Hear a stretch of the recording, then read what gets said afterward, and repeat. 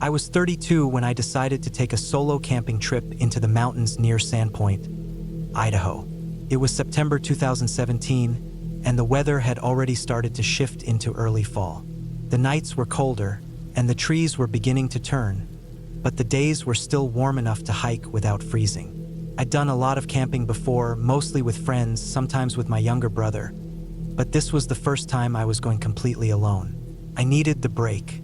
Life had been busy, noisy, and I'd been spending too much time online, too much time glued to screens, and just too much time around people.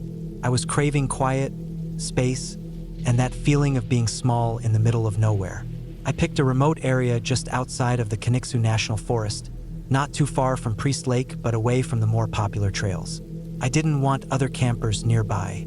I wanted to walk until I felt like I wasn't anywhere close to civilization, and then I wanted to stay there for a few days. I parked my car off a service road, locked everything up, double-checked my gear, and set off on foot with a loaded backpack. The first day was uneventful. I hiked for hours through dense forest, mostly uphill, with a mix of pine and fir trees closing in on both sides. I had my GPS and map, so I wasn't worried about getting lost, and I'd marked the general area I was heading toward. I planned to go in about 6 miles and set up camp near a small stream I'd seen on a topographic map. It wasn't a trail you'd find on a park brochure, just a mix of old logging paths and game trails. Around 4 p.m., I found a flat spot under some tall trees, not too far from the stream, and started setting up my tent. I cleared the ground of rocks and branches, laid down a tarp, and set the tent up facing a narrow opening in the trees where I could see the sky.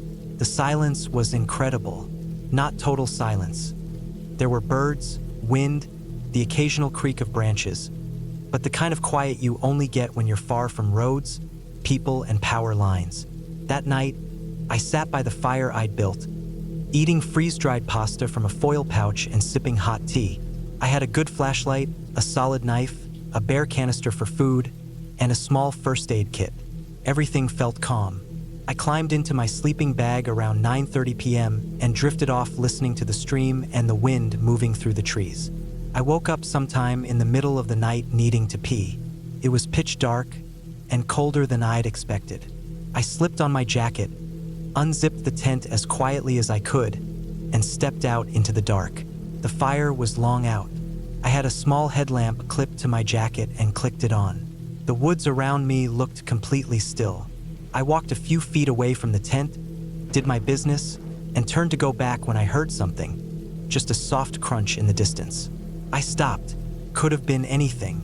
A deer, a branch falling, even a rabbit. Still, I stood there for a while, trying to listen past the sound of my own breathing. Nothing else came. I shook it off and went back to the tent. The next morning, I woke up at sunrise. It had dipped below freezing overnight, and there was a thin layer of frost on the outside of the tent. I lit a small fire and made instant coffee. I spent the day hiking in a loop that brought me deeper into the woods and back toward camp in the afternoon. I didn't see a single person all day, not a footprint, not a scrap of trash, nothing to suggest anyone else had been through here recently. It was perfect. Back at camp that evening, I collected firewood from farther out, stacking small dry branches in a pile. I had my fire going again by sundown. I cooked another pouch of food, sat on a foam pad I'd brought, and just listened to the woods as the light faded. At some point after dark, while I was sitting there with the fire dying down, I got that sudden feeling that I wasn't alone. It wasn't a noise or anything I could point to, just a prickling sensation at the back of my neck. I stood up slowly and swept my flashlight around the trees. Nothing. Still, that feeling didn't go away. I threw a few more sticks on the fire and made it brighter. I stayed up longer than I planned, not wanting to get in the tent just yet. Eventually, I convinced myself I was just being paranoid. It was easy to freak yourself out when you were out here alone. I crawled into the tent, zipped it up tight, and tried to sleep. I drifted in and out, waking up a few times to distant snapping sounds. At one point, I swore I heard slow, steady footsteps, just for a few seconds, far off behind the tent. I held my breath and listened, but they didn't come back. The rest of the night was quiet again. The third day, I didn't go far from camp. Something in my gut told me to stick close. I spent the morning filtering water from the stream and tidying up the campsite. Around noon, I walked maybe a quarter mile out in different directions, just exploring, but I kept feeling like I was being watched. There was no good reason for it, and I hated that I couldn't shake it. Then I found something. It was small, just a scrap of blue tarp wedged under some brush, barely visible. I cleared some of the branches away, thinking maybe it was trash, and found more. A shredded piece of thermal blanket, the corner of a crushed plastic jug, and worst of all, what looked like the torn sleeve of a faded black hoodie, half buried under dirt and leaves. No blood, no bones, no sign of anything fresh, but it was enough to stop me cold. It didn't look like anything recent, but it also didn't look like it had been out there for years. Maybe a season, maybe less. I stood there for a long time just staring. It wasn't necessarily a crime scene. Could have been someone's abandoned camp or some old trash left behind. But it didn't sit right. The way the tarp was tucked under the brush didn't look like an accident. It looked like someone had tried to hide it. I backed away and walked slowly back to camp. I packed some of my gear that afternoon, just enough to move quickly if I had to. I kept the tent up, but I had my backpack ready. I didn't want to panic. I kept telling myself I was overreacting. That night, I didn't light a fire. I sat in the dark, quiet, watching the woods. Every snap of a branch or rustle in the brush made me flinch. At some point after midnight, I heard something big moving through the trees. Not crashing, just walking. Slow, measured. I froze in my sleeping bag. The steps came closer, then stopped. I didn't move. I didn't breathe. I lay there in the dark for what felt like an hour. Then I heard the sound of something brushing the side of my tent. Just a soft scrape, like fabric against fabric. Then it was gone. I didn't sleep at all after that. When the first light started creeping through the trees, I packed everything. Fast. I didn't eat, didn't make coffee, just took down the tent, stuffed everything into my pack, and started walking. I took a different route back. Faster, less scenic, sticking close to the GPS. I didn't stop except to drink water. I kept checking over my shoulder. At one point, I thought I heard someone behind me, matching my pace, just far enough back that I couldn't see. But every time I stopped and looked, there was no one there. I made it back to my car by mid-afternoon, covered in sweat and dirt, heart racing the entire time. When I reached the driver's seat and locked the doors, I sat there for 10 minutes, just breathing. I didn't report the tarp or the hoodie. I should have. I know that. But I didn't want to explain why I'd been camping off-trail. I didn't want questions. I just wanted to be gone. A week later, I checked the news from that area. Nothing. No missing persons. No investigations. No hikers found. It was like whatever I saw wasn't important enough to be noticed. I haven't been camping since. I still think about that tent brushing sound sometimes when I'm trying to fall asleep. I still see the faded hoodie sleeve half buried in the leaves. And the worst part is, I'll never know if someone was out there, watching me, or if it was just my own mind unraveling in the quiet. But I trust my instincts, and something was wrong in those woods. I got out, and I've never gone back.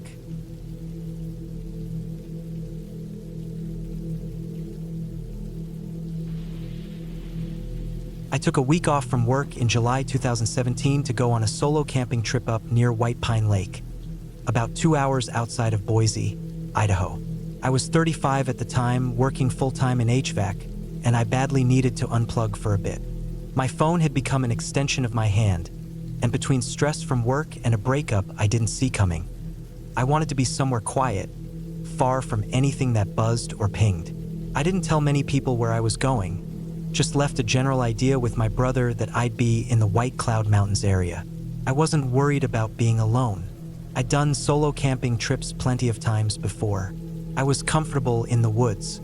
I packed light, just the essentials: tent, sleeping bag, small camp stove, bear spray, a knife, a few basic tools, dried food, some jerky, and a cooler with ice packs and cold cans of beer. I had a printed map of the area and a compass. There was a narrow dirt road that led up toward an old, barely used trailhead. I parked my truck on a pull-off where the road became too rough to drive further. From there, I hiked about 3 miles into the forest and found a spot not too far from a small stream that flowed down from the hills. The water was cold and clean, and there were no other campers around. Exactly what I wanted. I pitched my tent in a clearing surrounded by pine and spruce trees. The forest was thick but not choked, just dense enough that I could feel like I had a wall of green around me. The air smelled of sap and dirt, warm and rich. I spent the first day setting up camp, collecting firewood, and getting comfortable. I used a branch to hang my food bag high in a tree, out of reach from any animals. I had a fire pit built up from rocks by early evening, and I sat by it watching the flames crawl up into the dusk, feeling like I could finally breathe for the first time in months. The second day was peaceful. I took a long walk in the morning and followed the stream for a few miles. There were tracks here and there, deer, rabbit, even something larger, possibly elk. I didn't see any animals, but I liked seeing signs of them. Felt like I wasn't completely alone.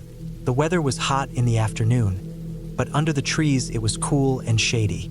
I filled up my bottle with stream water after running it through a filter and sat on a fallen log for almost an hour, doing nothing but listening to the wind and the soft clatter of leaves. It was good. That night, just after midnight, I woke up to a noise outside my tent. It sounded like a snapping branch or something walking slowly through dry needles. I sat up and held my breath. I listened hard. The sound came again, 2 slow crunches in the dirt and then silence.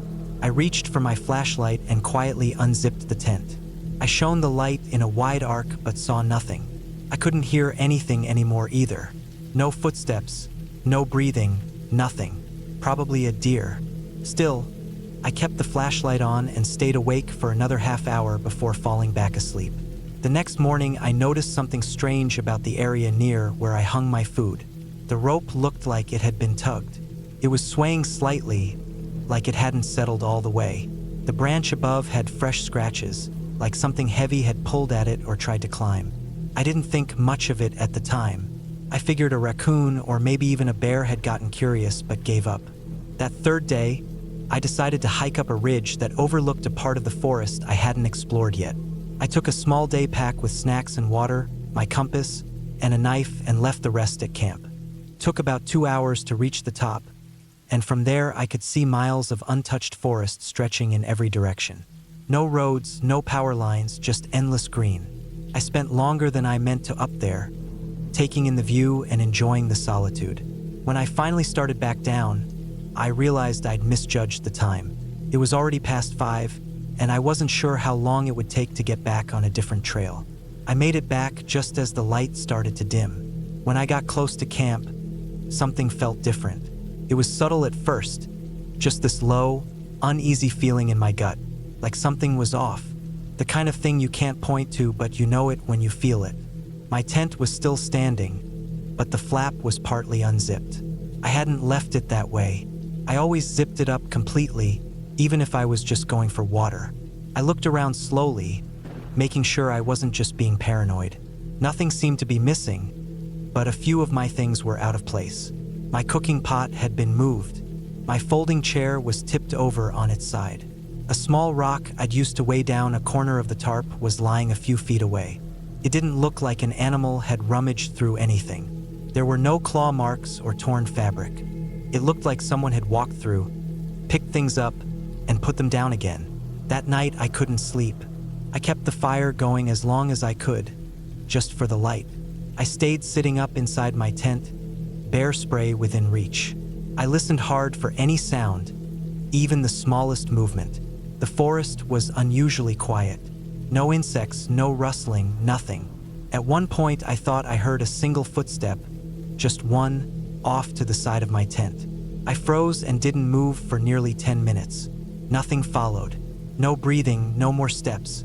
Just that one sound, as if someone had stepped forward and then stood completely still. The morning came slowly. I unzipped the tent and stepped out, tired and stiff. I walked the perimeter of my camp, looking for footprints or any sign that someone had been nearby. The ground was dry and hard, not great for tracking, but I found what looked like the faint edge of a boot print near the tree where my food bag was. It wasn't mine. The tread was different. Wieder, flatter. I decided to pack up. I didn't feel safe anymore. I didn't know if it was a hunter, a local, or just some drifter, but someone had come through my sight. I could deal with animals, but people out here with unknown intentions, that was different. I started rolling up my tent and stuffing it into my pack. I moved fast, not bothering to fold things properly. I just wanted out. Then I noticed something else. The rope that held my food bag had been cut. Not chewed, not snapped, cut clean with a blade. The bag was gone. That's when I really started to feel the danger. This wasn't some random passerby. Someone had intentionally taken the food and left everything else behind.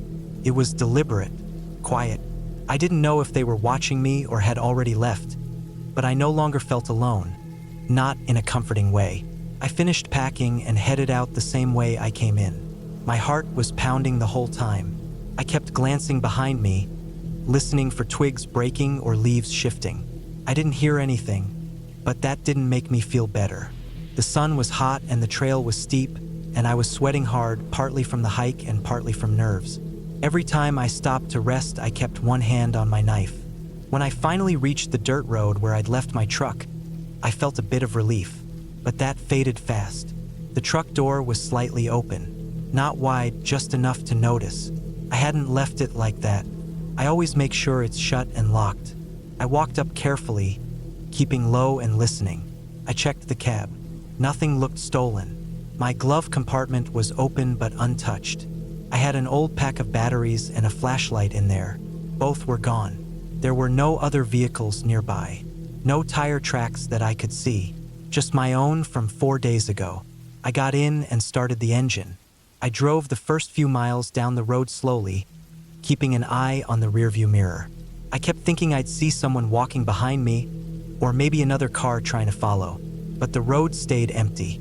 When I reached the main highway, I finally started to calm down. I stopped at a gas station in a small town called Clayton and bought a soda.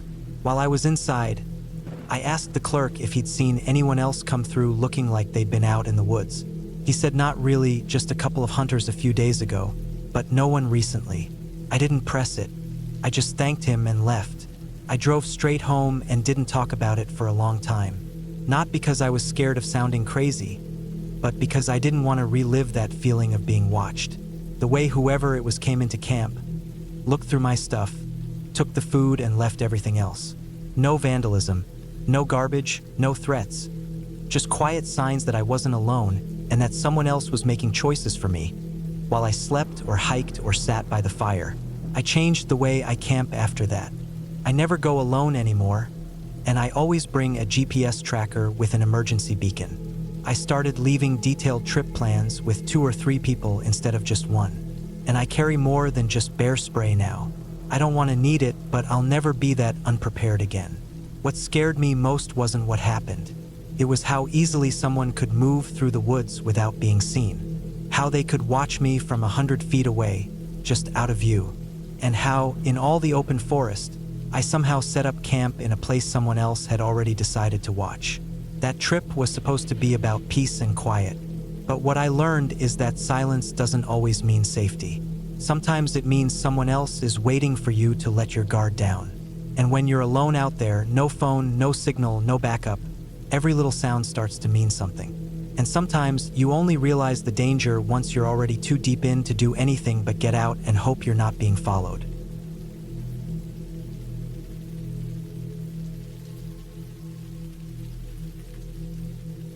I was 33 the year I decided to take a long solo camping trip through northern Idaho. I had been living in Spokane for most of my adult life, working a job in warehouse logistics that didn't allow for much peace or quiet.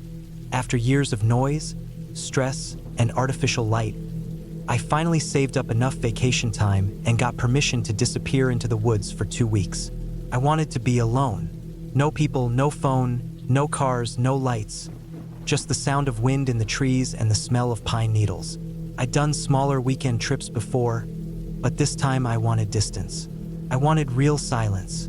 I planned it carefully. I researched areas with low traffic, little cell reception, and a decent mix of forest and rivers. I settled on a lesser-known part of the Clearwater National Forest.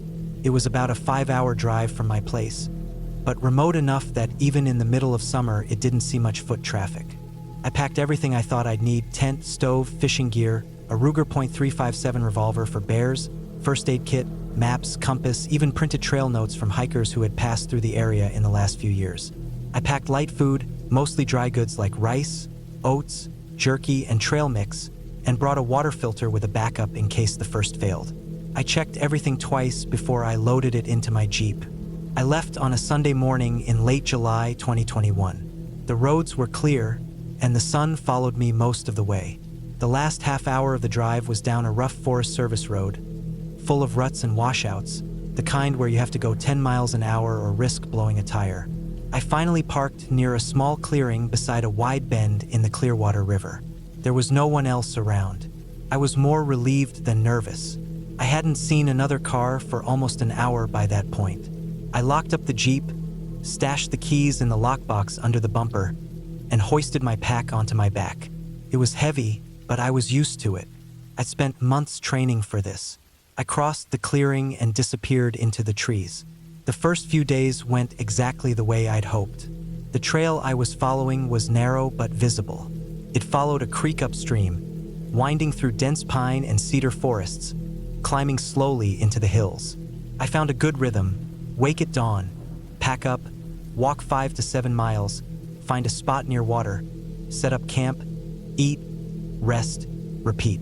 I fished when I could, filtered water every evening, and made notes in a small journal I kept tucked in the top pouch of my pack.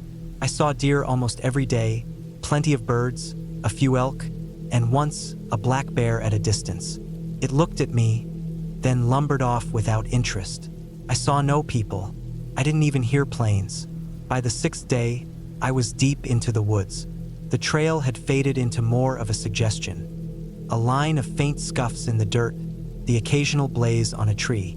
I'd crossed 2 small footbridges, both half-rotted and slick with moss, and passed a handful of old fire rings, overgrown and unused. That night, I camped near a high ridge that overlooked a broad, open valley.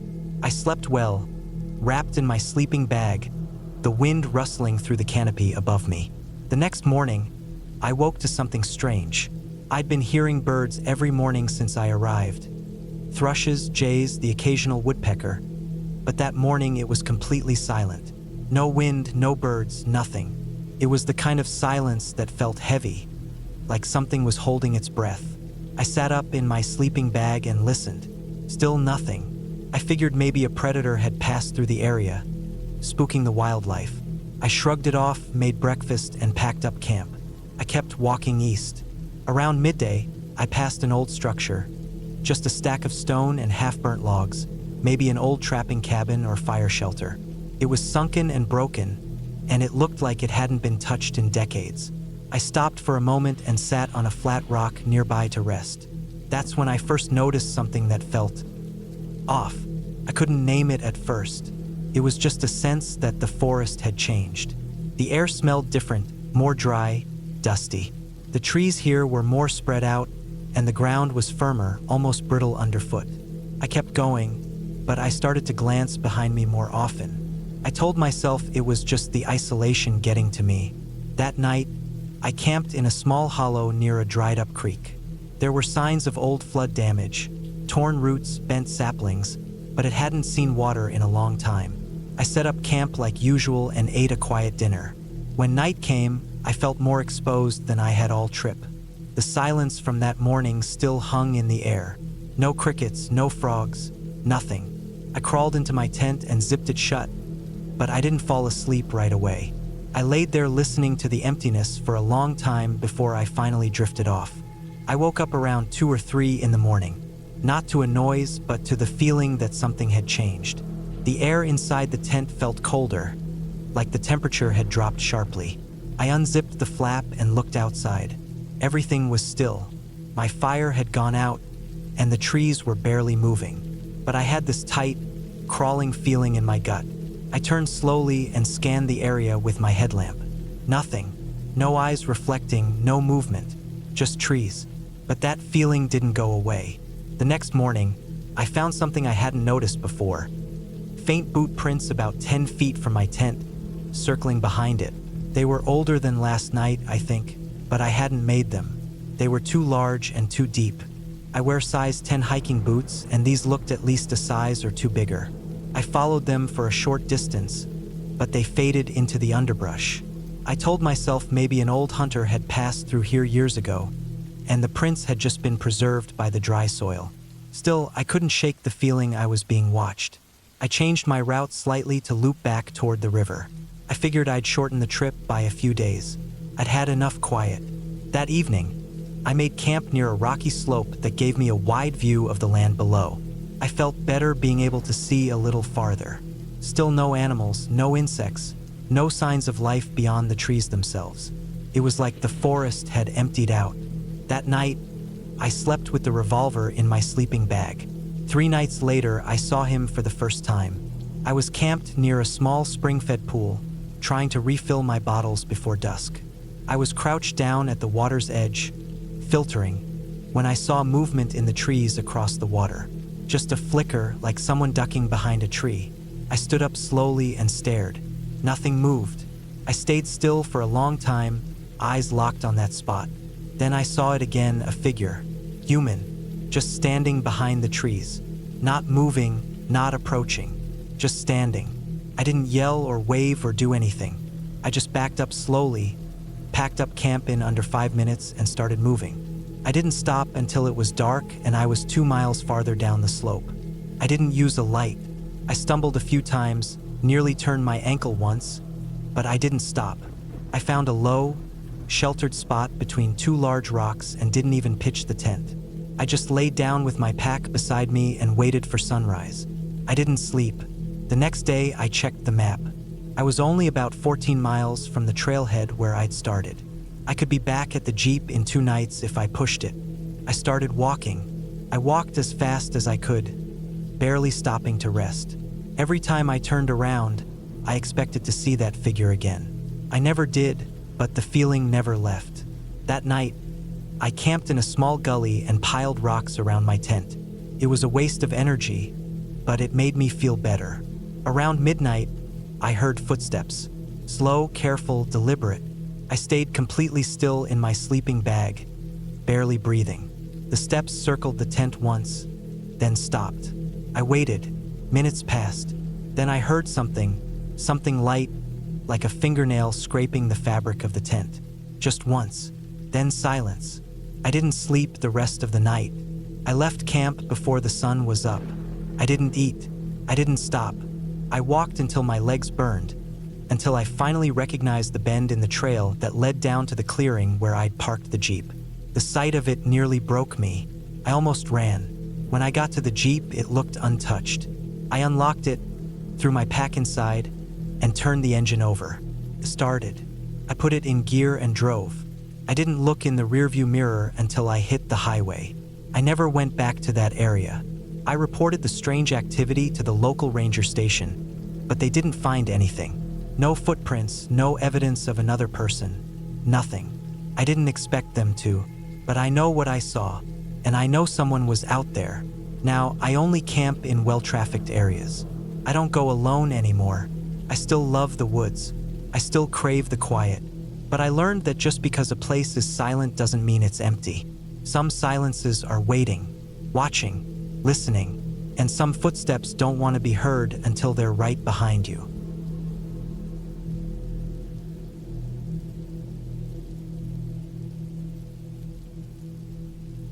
It was the summer of 2011 when I decided to take a solo camping trip in the woods near Lake Saranac, up in northern New York.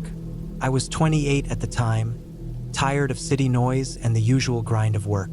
I wanted to escape into nature, breathe fresh air, and just be alone for a few days. I didn't tell many people where I was going, just my sister, and even then, I kept it vague.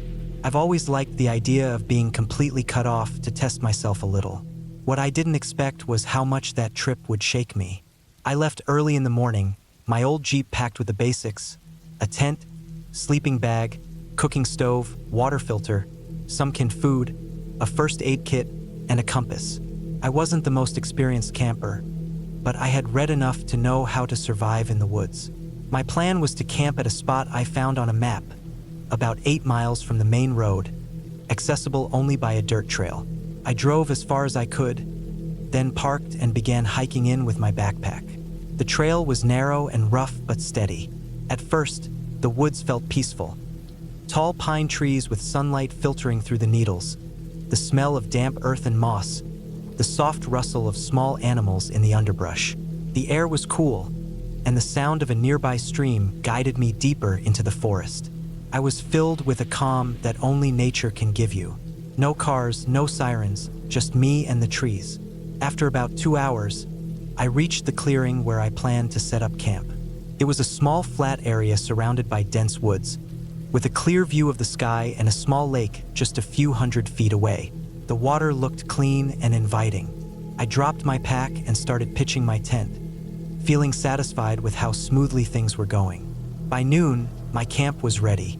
I cooked a simple lunch of canned beans and rice on my small stove and sat by the lake, soaking in the quiet. I watched dragonflies skimming the surface, birds flying overhead, and fish jumping occasionally in the water. It was perfect, exactly what I needed. I spent the rest of the day exploring nearby.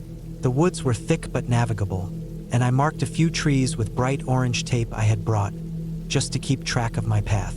As evening came, I gathered firewood and built a small fire pit, careful to keep it contained. The sun started to set behind the trees, painting the sky with deep reds and purples. That night, the forest felt alive in a different way. The sounds changed from gentle rustles to sharper cracks and distant animal calls. I felt safe inside my tent with the fire nearby, but there was a strange edge in the air, like the woods were watching me. I couldn't sleep well, waking several times to the sounds outside. The next morning, I woke early and made coffee on the stove. I packed a small bag and decided to hike further along the lake's edge, curious to see what else was out there.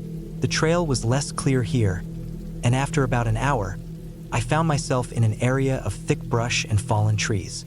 It was beautiful but also felt more remote. No signs of other hikers or any human activity. On my way back, I noticed something odd, fresh footprints in the dirt, much larger than mine, heading away from the lake and deeper into the forest. They weren't animal tracks. I studied them carefully. They looked like boot prints, but something was strange about them. The tread pattern was unfamiliar, and the prints were spaced unevenly. I felt a small chill. Had someone been here recently? Alone? I returned to camp and spent the afternoon reading and fishing from the lake.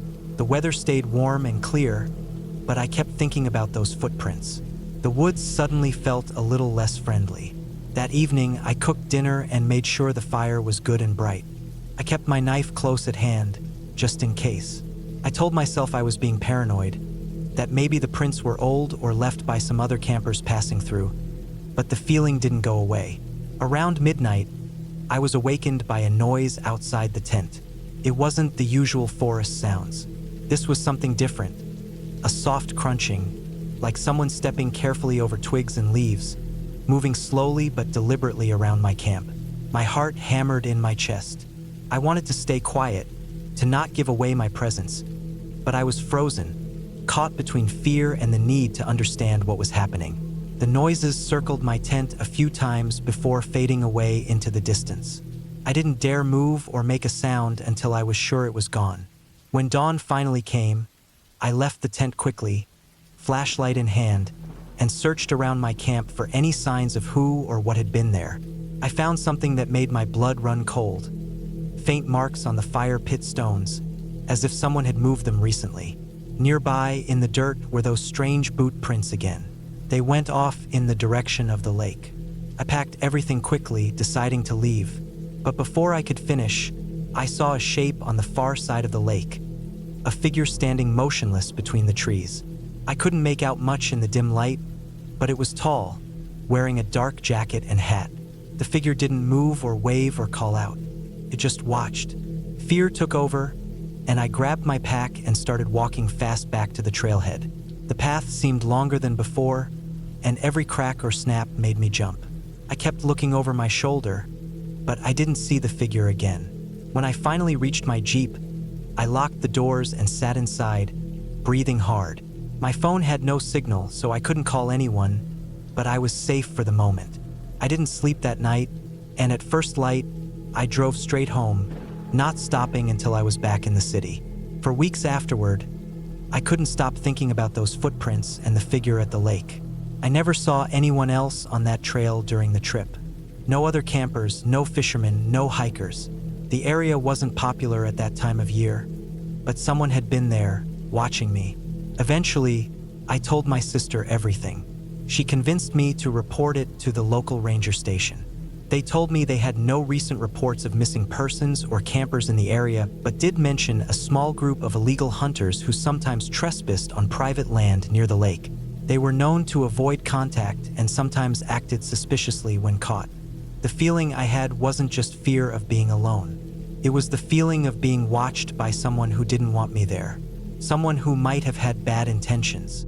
Looking back now, I realize how unprepared I was. I had taken the woods for granted, thinking I could handle anything with a few supplies and some knowledge. But out there, in the silence, you are vulnerable. There are others who don't want you there. Not all dangers are wild animals or the weather. Some are people, and they are much harder to see coming. Since that trip, I've camped a few times, but never alone, never in such a remote place. I check in with rangers, leave detailed plans with friends, and carry a GPS beacon. I learned the hard way that nature is beautiful but can also be unforgiving. And sometimes, the scariest thing out there isn't a monster. It's another human being who watches you from the shadows.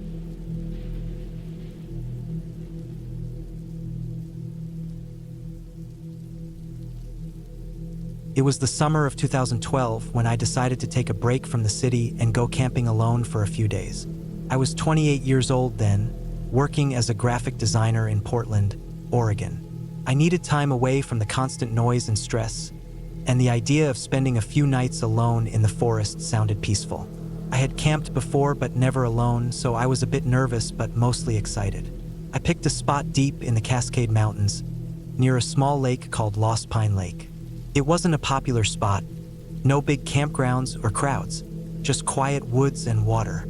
I found it on an old hiking map and decided it was perfect. I packed my gear carefully. A small tent, sleeping bag, food for 3 days, a first aid kit, a couple of flashlights, a portable stove, and enough water. I also brought a folding knife and a whistle just in case. My phone barely had signal there, but I made sure it was fully charged before I left. The drive from Portland to the trailhead took about 3 hours. I left early in the morning, the sun still low and golden, and the air cool. The highway was mostly empty, and as I got closer to the mountains, the trees grew taller and thicker, blocking out the sky in some places. I parked my car at the small dirt parking area near the trailhead and started the hike. The trail was rough, covered in rocks and roots, but not too steep. I carried my backpack, which was heavier than I expected, but manageable. After about 2 hours of walking, I reached the lake. It was smaller than I imagined, but stunning. Clear blue water surrounded by tall pine trees. The surface smooth except for the occasional ripple from fish or wind. I found a flat area near the shore, with a few large rocks and enough space to set up my tent. The smell of pine needles and damp earth filled the air. I could hear birds chirping and the occasional splash of water. Setting up the tent took me about half an hour. The ground was firm but a bit uneven. I carefully arranged my sleeping bag inside and unpacked my food. It was already afternoon, so I decided to cook something simple. Instant noodles with some canned chicken I had brought. I used my portable stove, which hissed quietly as the water boiled. The smell of the food was comforting, and I ate slowly, watching the lake and the forest. After eating, I explored the area a little. I walked along the lake's edge, stepping carefully on wet rocks. I saw small fish darting in the shallow water and a few dragonflies buzzing near the reeds. The forest behind the lake was dense, with tall pines, firs, and some maple trees. The sunlight filtered through the leaves, casting shadows on the ground. As the sun began to lower, I returned to my camp and started a small fire. I gathered dry sticks and pine cones from nearby, careful not to take too much from the forest floor. The fire crackled and popped, warming me as the temperature dropped quickly. The sky turned orange and pink, then deep purple, and stars started to appear. I sat on a rock by the fire, feeling the peaceful silence except for the occasional hoot of an owl or rustle of leaves. That first night, I slept okay, though I kept waking up to strange sounds. Twigs snapping, the distant howl of a coyote, the rustling of animals in the underbrush. I reminded myself it was normal in the wilderness and tried to relax. The next day, I decided to explore farther from the lake. I packed some snacks and water and headed into the woods. The trail wasn't marked well, but I followed animal tracks and the shape of the land, walking uphill. The forest was thick and quiet, the air cool and fresh. I saw deer tracks and scat, heard woodpeckers tapping on trees, and found small mushrooms growing on fallen logs. The smell of damp earth and pine was stronger here. After about an hour, I found a small clearing with a view over the lake and surrounding forest. It was breathtaking, miles of green treetops stretching to the horizon. I sat down on a fallen log and rested, feeling a deep calm. I checked my watch and realized I should start heading back before it got dark. On the way back, I noticed something odd. There were footprints in the mud by a small creek crossing the trail. They looked like boot prints, bigger than mine and fresh, maybe from that morning or the day before. It made me uneasy because I hadn't seen anyone else on the trail. I thought maybe a hunter or another camper was nearby. I kept going but stayed alert. When I got back to camp, it was late afternoon. The sun was already starting to dip behind the trees. I made a quick dinner, canned beans and crackers, and sat by the fire again. The feeling of being alone in the forest was stronger now. The quiet was thicker, almost heavy. I kept hearing noises I couldn't explain clearly. A snap here, a rustle there. Sometimes I thought I saw movement just beyond the edge of the firelight. That night was worse than the first. I barely slept, constantly hearing things moving outside my tent. My flashlight batteries were running low, and every time I shone the light around the clearing, I saw nothing but trees and shadows. I told myself it was my imagination, maybe a deer or a raccoon. Still, I couldn't shake the feeling that something was watching me. On the third day, I woke up early, determined to pack and leave. I wanted to get back to civilization before dark. As I packed my things, I noticed more signs of someone else. Fresh footprints near my tent, some broken branches, and oddly placed rocks around the clearing. It felt like someone had been there recently, maybe even watching me. I stuffed everything into my backpack quickly and started hiking back toward the trailhead. The forest felt different now, heavier and more oppressive. The sun was shining, but the light didn't reach deep into the trees. I tried to keep calm and focus on the trail. About halfway back, I heard something behind me, a branch snapping hard, like someone stepping on it. I stopped and turned quickly, but saw nothing except the trees. My heart pounded and I started walking faster. The sound came again, closer this time, another snap of a twig. I broke into a run, the uneven ground making me stumble a couple of times. The sounds behind me grew louder and faster. I could hear heavy breathing or maybe footsteps pounding the dirt. Panic took over, and I sprinted down the trail, hoping to reach my car soon. Finally, I burst out of the trees into the parking area, gasping for breath. My car was there, just as I left it. I locked the doors behind me and sat for a few minutes trying to calm down. The forest was silent again, peaceful like before. As I drove away, I kept glancing in the rearview mirror, half expecting to see someone following me. But there was nothing. The road was empty. Back in Portland, I told a few friends about the trip, but I didn't mention the feeling of being watched or the footsteps. It was too strange, too scary. I never went back to Lost Pine Lake, and I never camped alone again. Looking back, I think what scared me the most wasn't some ghost or monster. It was the very real feeling that someone else was there, hiding in the woods, watching me, maybe waiting. The forest is beautiful, but it can be dangerous in ways we don't always understand.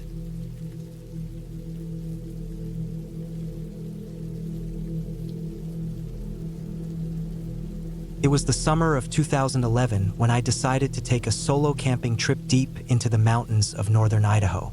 I was 28 years old then, working a tiring job in Seattle, craving some time away from city noise and endless emails. I picked a small, lesser-known spot in the Selkirk Mountains, far from the popular hiking trails and campsites. My goal was simple: to be completely alone in the wilderness for a week, to disconnect and recharge.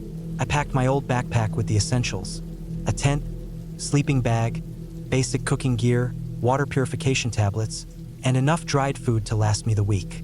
I carried a small first aid kit and a sturdy folding knife just in case. I also brought a map and compass because I didn't want to rely on my phone, which had almost no signal out there. I started the hike early on a bright Monday morning. The trailhead was quiet, tucked away behind a narrow, bumpy dirt road I had driven for hours. The air smelled fresh, thick with pine and damp earth. The sky was clear and blue. I felt hopeful and excited as I made my way up the path, the sounds of birds and insects around me. The sun filtered through the thick canopy of fir and cedar trees, making the forest look like it was glowing. The trail was rough but manageable. I passed patches of wildflowers and small creeks trickling down rocks. After about 3 hours of steady hiking, I reached a clearing marked on my map as a good camping spot near a small pond.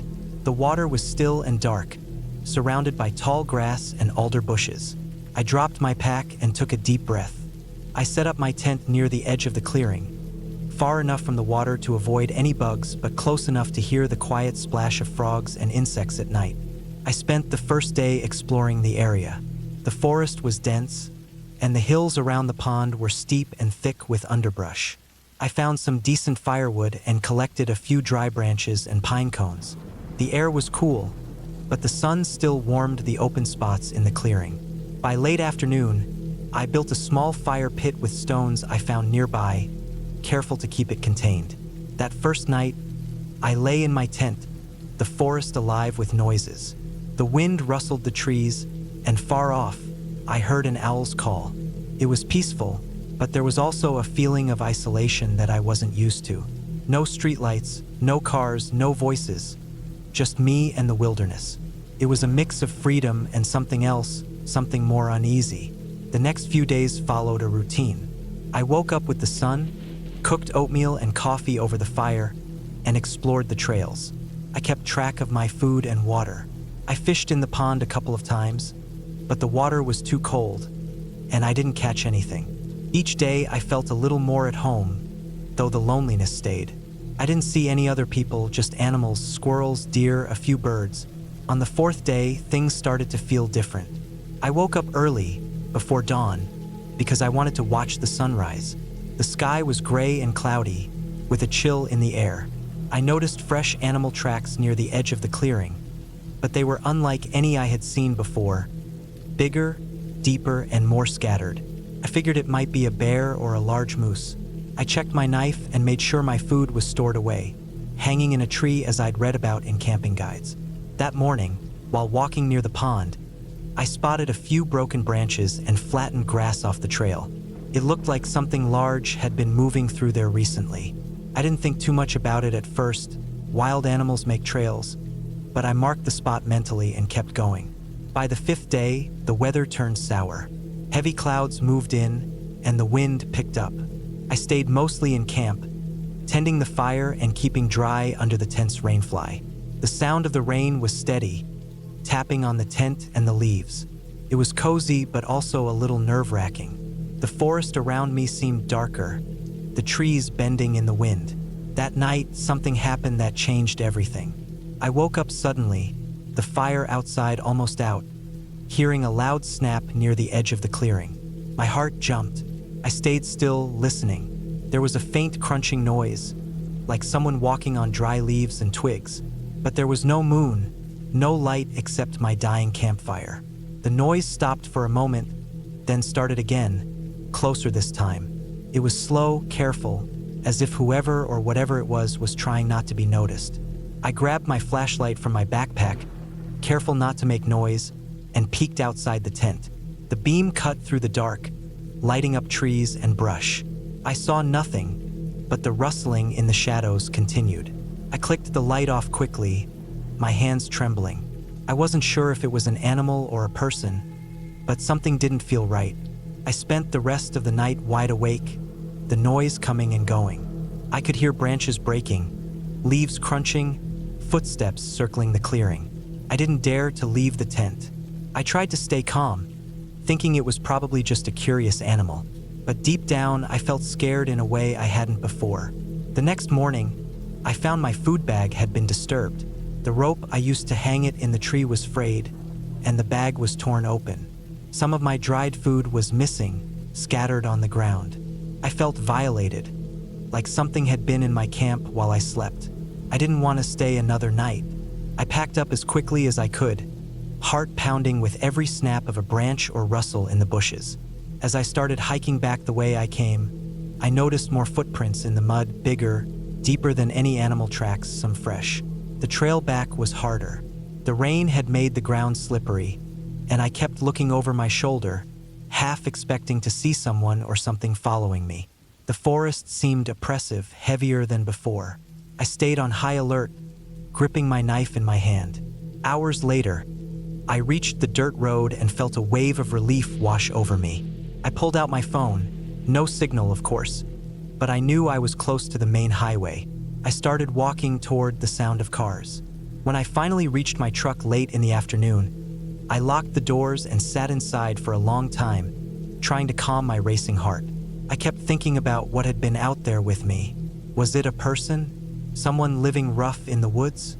Or just a large animal that had learned to steal food from campers?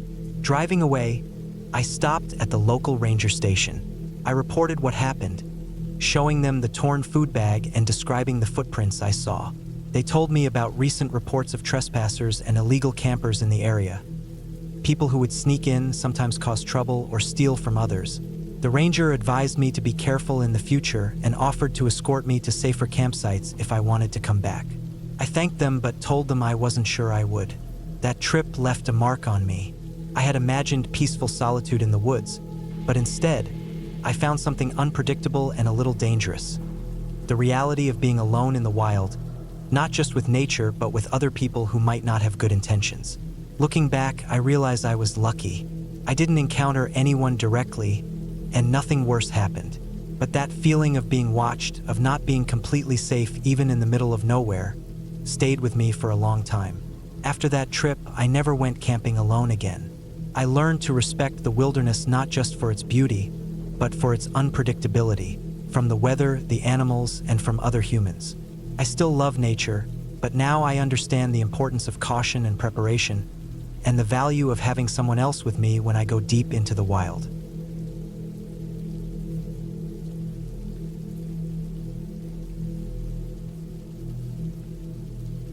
It was late July of 2013 when I decided to take a short solo camping trip up in the forests near Pinebrook, Colorado. I was 29 back then, living in a basement apartment in Boulder, working 2 part-time jobs and trying to get my head straight after a rough breakup and a few months of just feeling stuck. I needed to get away from everything for a bit. I didn't want to drive too far, and I wasn't in the mood for crowded campgrounds or shared fire pits with chatty families. I just wanted to be out in the trees with no one around. I had this one spot I'd been to once before, about an hour's drive northwest of town, then another 30 minutes down a gravel service road that led into Roosevelt National Forest. It wasn't an official campground or anything. No signs, no picnic tables, no fire rings. Just a little clearing by a stream, hidden about 2 miles down a narrow game trail off the gravel road. A spot you'd never find unless someone showed it to you or you stumbled across it by accident. The last time I'd been there, about a year earlier, it had been dead quiet, and I hadn't seen a single person the whole weekend. That's exactly what I needed. I loaded up my car on a Friday morning. Sleeping bag, small tent, jet boil stove, a couple freeze-dried meals, a bottle of whiskey, a book I'd been meaning to finish, and a few other essentials. I always packed light. I wasn't one of those people who brought fold-up tables or big coolers. I liked being able to move quickly and quietly. I left town around 10 a.m., made it to the trailhead just after noon, parked my car off to the side in the tall grass, then strapped on my backpack and started hiking in. The trail wasn't marked, and it was barely visible in spots, but I remembered enough of it to get by. It ran parallel to a dry creek bed for a while, curved up over a ridge, then dropped into a narrow valley. The air was warm but not too hot, and everything smelled like pine needles and sun-warmed bark. I saw a few deer tracks in the dirt, a squirrel darting through some underbrush, but nothing out of the ordinary. No people, no trash, no noise. I reached the clearing around 2 p.m. It looked the same as I remembered, maybe a little more overgrown, but still perfect. The stream was running low, but there was enough water for filtering. A circle of tall trees shaded the clearing, and there were a couple of flat spots for setting up a tent. I dropped my pack, drank half a bottle of water, then spent the next 30 minutes setting up my little 2-person tent just off the edge of the tree line. I set up my stove on a flat rock nearby and laid my sleeping bag out in the tent to let it puff up. By 3:30, I was sitting on a log with my boots off, sipping warm water and just listening. The wind in the leaves, the soft trickle of the stream, the occasional rustle of something small moving through the underbrush. Nothing else. It was exactly what I'd wanted. That first night was uneventful. I made one of the freeze-dried meals around sunset, then sat outside until it got dark enough to see stars. No fire. I didn't want the smell or the light, and it hadn't rained much that month, so everything felt dry. I didn't want to risk starting something. Around 9:30, I climbed into my tent, zipped everything up, and read for a while by headlamp. I fell asleep sometime after 11 and didn't wake up until dawn. Nothing bothered me. No animals sniffing around the tent. No weird dreams. No sudden cold chills. Just a quiet night in the woods. The second day started the same way. Coffee from the jet boil, some protein bars, then a short hike up to a rocky ridge a few hundred feet above the clearing. From up there, I could see tree-covered hills in every direction, with not a single road, house, or power line in sight. I sat on a boulder for over an hour, just taking it in. I didn't bring my phone or any kind of GPS. I wanted to be completely off-grid, at least for a couple days. It was around late afternoon when I first noticed something odd. I'd gone down to the stream to filter some more water. There was a bend in the stream where it curved around a flat stretch of smooth stones, almost like a natural patio. I was kneeling there, running water through my filter bag, when I noticed a set of boot prints just on the other side of the stream. Not animal tracks, definitely boots. Deep treads, medium size. They were heading upriver, opposite the direction I'd come from. And they looked fresh, still crisp around the edges. Someone had passed through recently. I stood up and scanned the trees on the far bank. Nothing moved, no sound. I walked across the stones and crouched by the tracks. There were at least 6 clear prints, spaced evenly like someone had been walking at a steady pace. They weren't running, but they weren't stopping to look around either. I followed them a few steps into the trees, but they faded quickly into a patch of pine needles and leaf litter. I couldn't find where they went after that. It unsettled me a bit. I hadn't seen any sign of people on the way in, and the only road in or out was miles away. No tire tracks near the gravel pull-off, no bikes, no other hikers. But here were these tracks, just walking casually through what I thought was an empty forest. I told myself it could have been someone from a few days ago, maybe a hunter or another camper, but I hadn't heard a single shot or voice since I arrived. I filled my bottles, crossed back over the stream, and returned to camp, trying to shake the feeling that I was being watched. That night, I was more alert. I sat outside longer, watching the trees, ears tuned for the smallest sound. The forest was too quiet. Even the bugs and frogs seemed to be holding their breath. I climbed into my tent around 10, left the rain fly off so I could see the stars, and kept my headlamp within reach. At some point in the night, I woke up. I don't know what time it was. My watch was buried in my pack, but it was pitch black, and something had pulled me out of sleep. Not a dream, a real sound, a dry twig snapping, then silence. I froze, holding my breath, listening. There was a long pause, then another sound. Not close, but not far either. Maybe 30 or 40 feet from the tent, somewhere behind me and slightly uphill. Another crack, like someone had stepped on dry leaves. I slowly reached for the headlamp and turned it on, shining it against the mesh wall of the tent. The light spilled into the clearing, lighting up part of the trees, but I couldn't see anything moving. I didn't want to unzip the tent or stand up. I just waited, holding still, straining to hear. Then it went quiet, completely silent again. I must have sat there for 20 minutes before finally turning off the light and lying back down. I didn't fall asleep again until it started getting light outside. The next morning, I stepped out of the tent and checked around the camp. I walked the perimeter, circled the trees, checked the slope behind me. I didn't see anything. No broken branches, no prints, no discarded trash. Just more of the same stillness. I debated packing up and heading back, but I told myself I was overreacting. It's a forest, after all. Things move at night. Animals, wind. Nothing had come into camp. Nothing had messed with my stuff. So I stayed.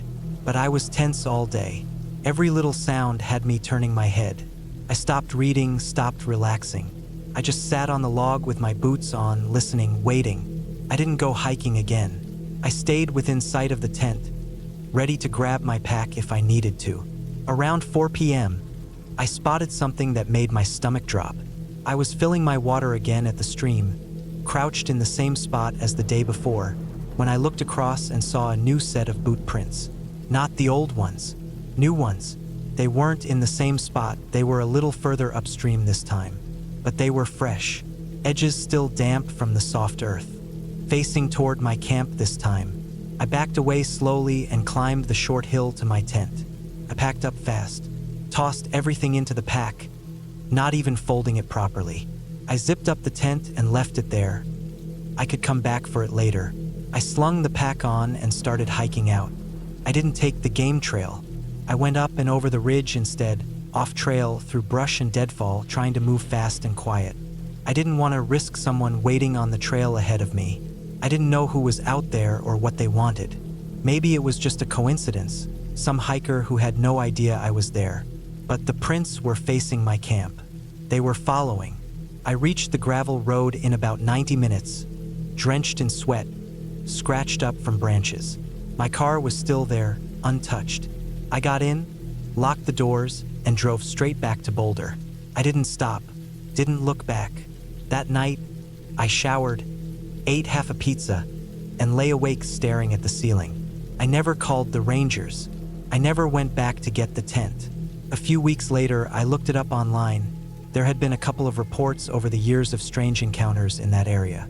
Nothing criminal, just vague mentions of people being followed or watched. Never enough for anyone to investigate seriously. I still camp now and then, but I don't go off trail anymore.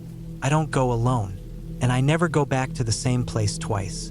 I think about those footprints more than I'd like to admit. How they got closer each day, how I never saw who made them. Whoever it was never approached.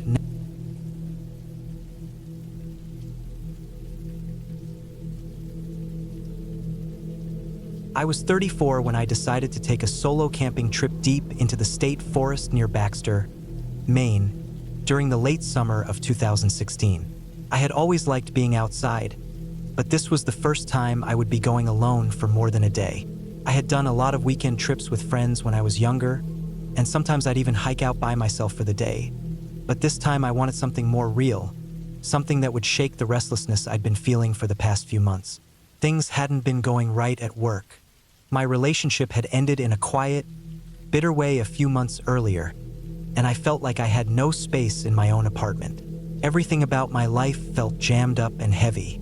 I wanted open air, trees, silence, and time. So I picked out a rough stretch of public land where people were allowed to camp without reservation as long as they followed the rules. And I planned to stay for 4 nights, maybe 5 if I felt up to it. The area I picked wasn't an official campground. It was just marked wilderness with trails and rough access by foot or four-wheeler in some parts. There were a few fire rings scattered around from people who had camped there before, but no bathrooms, no ranger office, nothing like that. You had to bring everything you needed and pack everything out. I liked that. I didn't want to be around other people. I wanted to disappear into the trees and come out days later feeling clearer. I packed heavy, maybe too heavy, but I didn't care. I brought a good one-person tent, a decent sleeping pad, my old army sleeping bag, lots of water, dried food, a bear canister, and a small stove. I also packed my old climbing hatchet, a foldable saw, and a sturdy hunting knife. Not because I planned to hunt, but because it had a good fixed blade and I felt better having it. I loaded everything into my old frame pack and drove the 2 hours north, parked at the edge of an access trail, and started walking around noon. The weather was warm but not too hot, sunny, a bit humid. There were bugs, but nothing I hadn't dealt with before. I wore long sleeves and a hat to keep them off, and I had spray if it got bad. The hike-in took longer than I thought because I took my time and stopped often to drink and check the map I'd printed out. I was trying to find a spot that I'd marked near a bend in a stream, far enough off the main trail that I wouldn't run into anyone.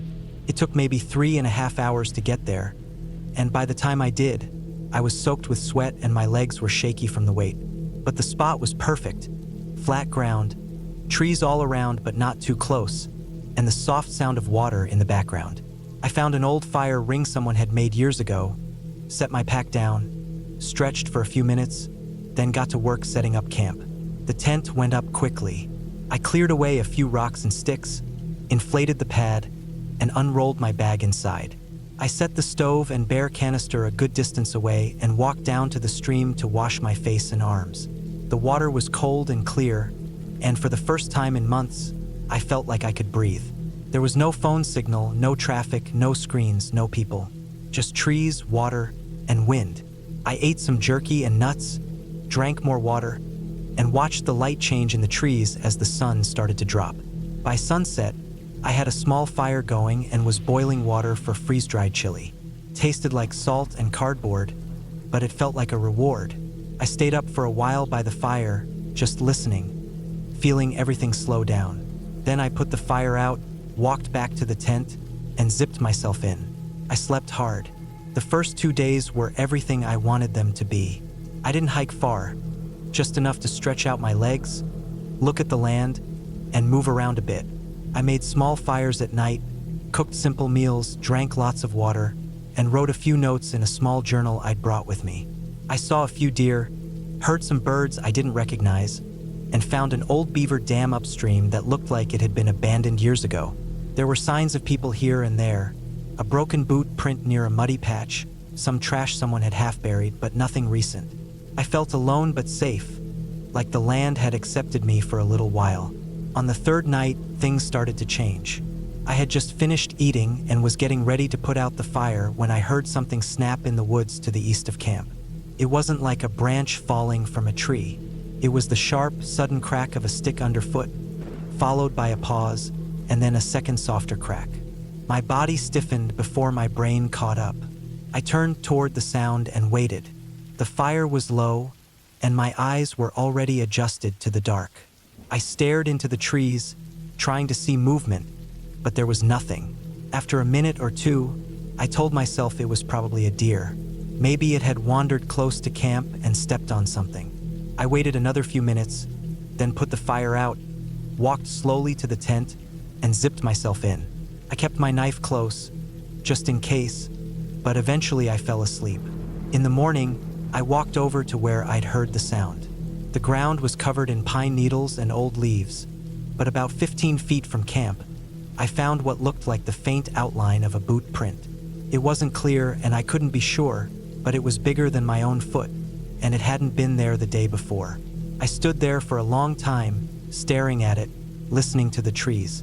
The woods felt different now, still quiet, but the kind of quiet that feels like it's holding its breath. I told myself it could have been mine from when I first arrived, or someone else's from a few days ago. Maybe someone passed through the area at night and didn't see my camp. Still, I didn't like it. I kept to camp that day, not going far, not feeling easy about the idea of someone else being nearby. Around noon, I took out the emergency whistle from my pack and blew 3 sharp blasts. The signal for help. I waited. Nothing. I didn't really expect anything, but part of me hoped someone might answer back, or maybe whoever had been walking around would know someone was here and move on. I stayed sharp the rest of the day, kept the fire going longer than usual, and kept my knife nearby even when I went to wash up. The wind picked up in the afternoon and I kept imagining I heard movement in the trees, but I couldn't see anything. That night, I didn't sleep well. I kept waking up, listening. Around 2 or 3 in the morning, I thought I heard something again. Another snap, followed by what sounded like soft crunching footsteps. They were far off, but they were there. I stayed still, listening hard, every muscle tense. Then silence. After 10 minutes of nothing, I finally dozed off out of sheer exhaustion. When I got up, I made a fast decision to cut the trip short and head back. I had enough food to stay another night, but I didn't feel safe anymore. I packed up camp fast, making sure to leave no trash or signs behind, and was on the trail by late morning. My pack felt heavier than before, like the air had thickened. I didn't hear anything unusual on the way out, but I kept checking behind me, scanning the trees. I was about a mile from the car when I noticed something strange off to the side of the trail. A fresh break in a cluster of saplings, like someone had walked through and snapped them. It wasn't a game trail. The breaks were at shoulder height, and the pattern didn't make sense for animals. I didn't stop to investigate. I just moved faster. When I reached the trailhead, I saw something that sent a chill straight through me. My car had fresh dirt smeared on the driver's side window. It looked like a handprint, but not pressed flat, more like someone had touched it with the side of their fingers while walking past. There were no other cars nearby, no people. I unlocked the door, threw my gear inside, and got in fast. I sat there for a few seconds, heart pounding, staring at the woods. Then I started the engine and drove without stopping until I was halfway home. I didn't report anything. What would I have said? That someone might have been watching my camp? That someone might have walked by my car? There was no proof, no clear evidence. I never saw anyone, never heard a voice, never found a camera or trap. But I know what I felt.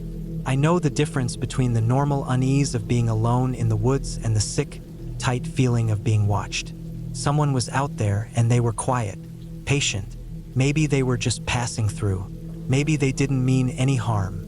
But they came close, too close, and they never made themselves known. That's what scared me most. Not a shout or a warning or a confrontation. Just quiet steps in the night and then silence. Took me months to go camping again. And when I finally did, it was with friends in a state campground with other people nearby. I still love the woods. I still find peace in the silence and space. But I don't go that far off trail anymore. I don't camp alone that deep. And I always check the ground around my site for prints before I sleep. Some people don't believe me when I tell them the story. They say it was probably nothing, a deer, a hiker, a trick of the light. Maybe it was. But I know what I felt. I know what I heard. And the thing that stays with me the most isn't fear. It's the quiet. The way the woods held their breath. Like they were waiting for something. Or someone.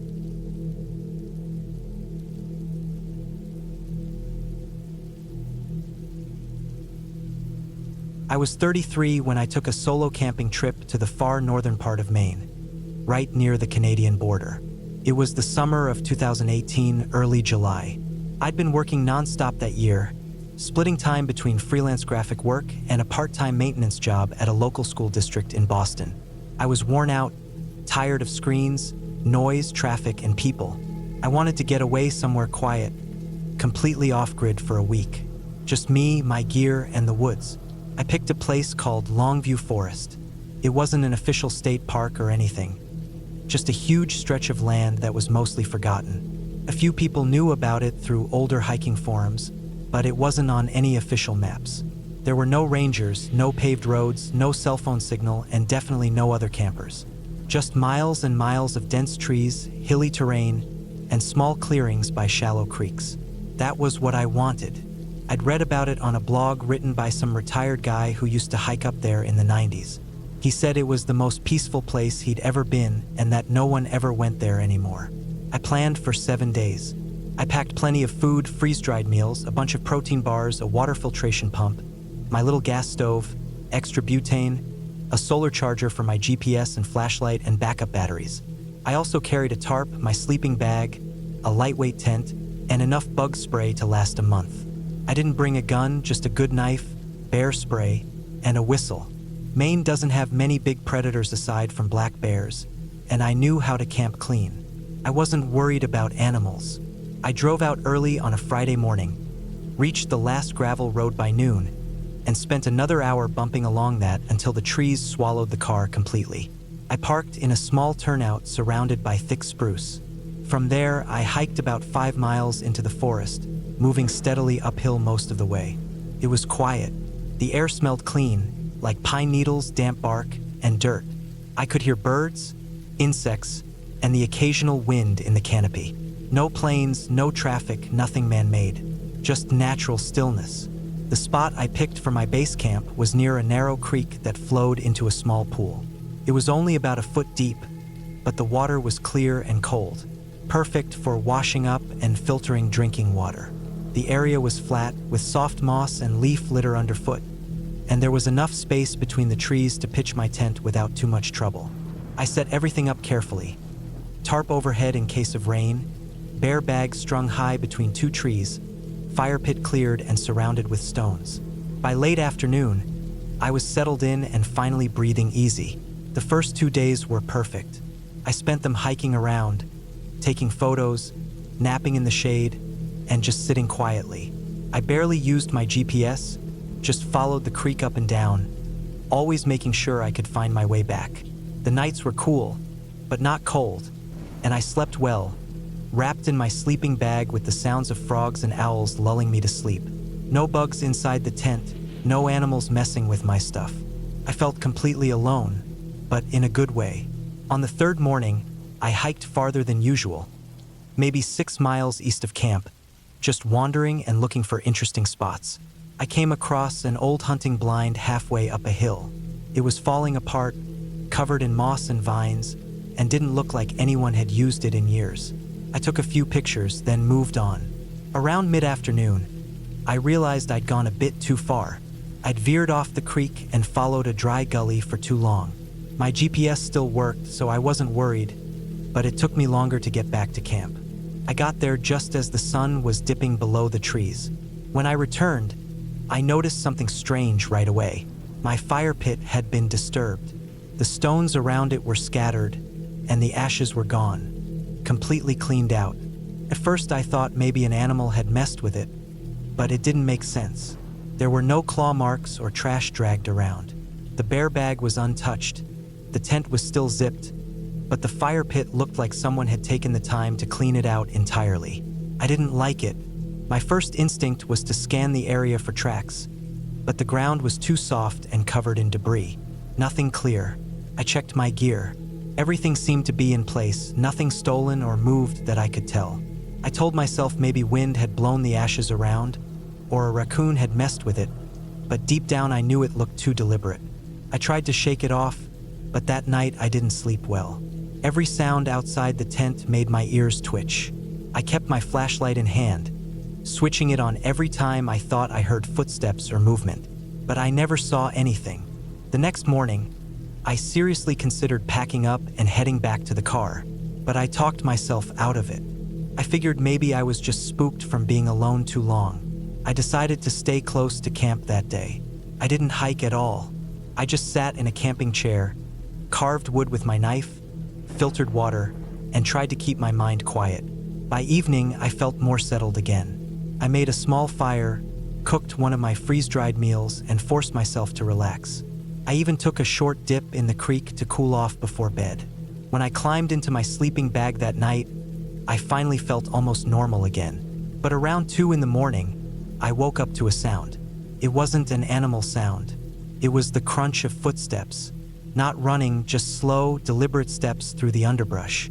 I froze in place, heart thudding, barely breathing. I reached for my flashlight and waited. The steps circled around the tent once, then twice. Then they stopped completely. I didn't turn on the light. I didn't make a sound. I just lay there, sweating, waiting for something else to happen. But it didn't. Eventually, the forest was silent again, except for the usual frogs and insects. I waited another hour before I dared to unzip the tent and peek outside. Nothing. No one. I walked a small circle around the campsite, bear spray in hand. No signs of anything. The next morning, I was dead set on leaving. I packed up fast, didn't even bother with breakfast. I stuffed everything into my pack, hoisted it up, and started the hike back toward the car. I kept looking over my shoulder the whole time. The forest, which had felt peaceful just days ago, now felt tight and watchful. Every tree seemed too still, every shadow too deep. I was about 3 miles out when I heard a noise behind me, something heavy crashing through brush. I spun around and saw nothing, But I didn't wait to find out what it was. I started walking faster, then faster still. I didn't run, but I was close to it. When I finally reached the turnout where my car was parked, I froze. The car door was open. At first I thought maybe I had forgotten to lock it, but then I saw that the glove box was open and papers were scattered across the passenger seat. My backpack, which I'd left in the trunk with some extra food, was missing. The spare gas canister I kept under the car was gone too. My tires were intact, and the engine still started, but someone had clearly been there. They hadn't broken anything, just rummaged through it and taken a few useful items. I got in and locked the doors immediately. I didn't wait around. I turned the car around and started heading down that long gravel road, driving faster than I should have. I checked the rearview mirror constantly, expecting to see someone behind me on foot, but there was nothing, just the road and trees and dust. It took me almost an hour to reach the first real highway, and from there, I drove straight back to Boston. I didn't stop for food or gas until I was back in familiar territory. When I got home, I unpacked everything, checked every item. I kept replaying the sounds in my head, those footsteps outside my tent, that fire pit cleaned out, the car door wide open. I thought about reporting it, but what would I say? That I camped in an unmarked part of the woods and heard footsteps? That someone might have followed me? There were no signs of assault or real theft, just odd things that didn't add up. I never went back to Longview Forest. In fact, I haven't camped alone since. A few months later, I was scrolling through an old hiking forum, just browsing for something different. Someone had posted about Longview, a new comment on an old thread. They said they'd camped there with a friend and come back to find all their gear rearranged. Nothing stolen, just moved, like someone wanted to show they'd been there. They also mentioned hearing footsteps at night. Same exact thing. No animals, no signs, just movement and silence. It confirmed something I didn't want to believe. I wasn't alone out there. Someone had been living out there. Maybe not full-time, maybe just a drifter or a recluse or someone who didn't want to be found. But they were watching, listening, following, not attacking, not robbing, just observing. That's what unnerved me most. Not what they did, but what they didn't do. No one who moves that carefully is harmless. I keep my camping gear in a locked storage unit now. Still clean, still packed. I tell myself maybe I'll go out again one day, but not alone. Not without cell signal. Not without backup. And never again in Longview Forest.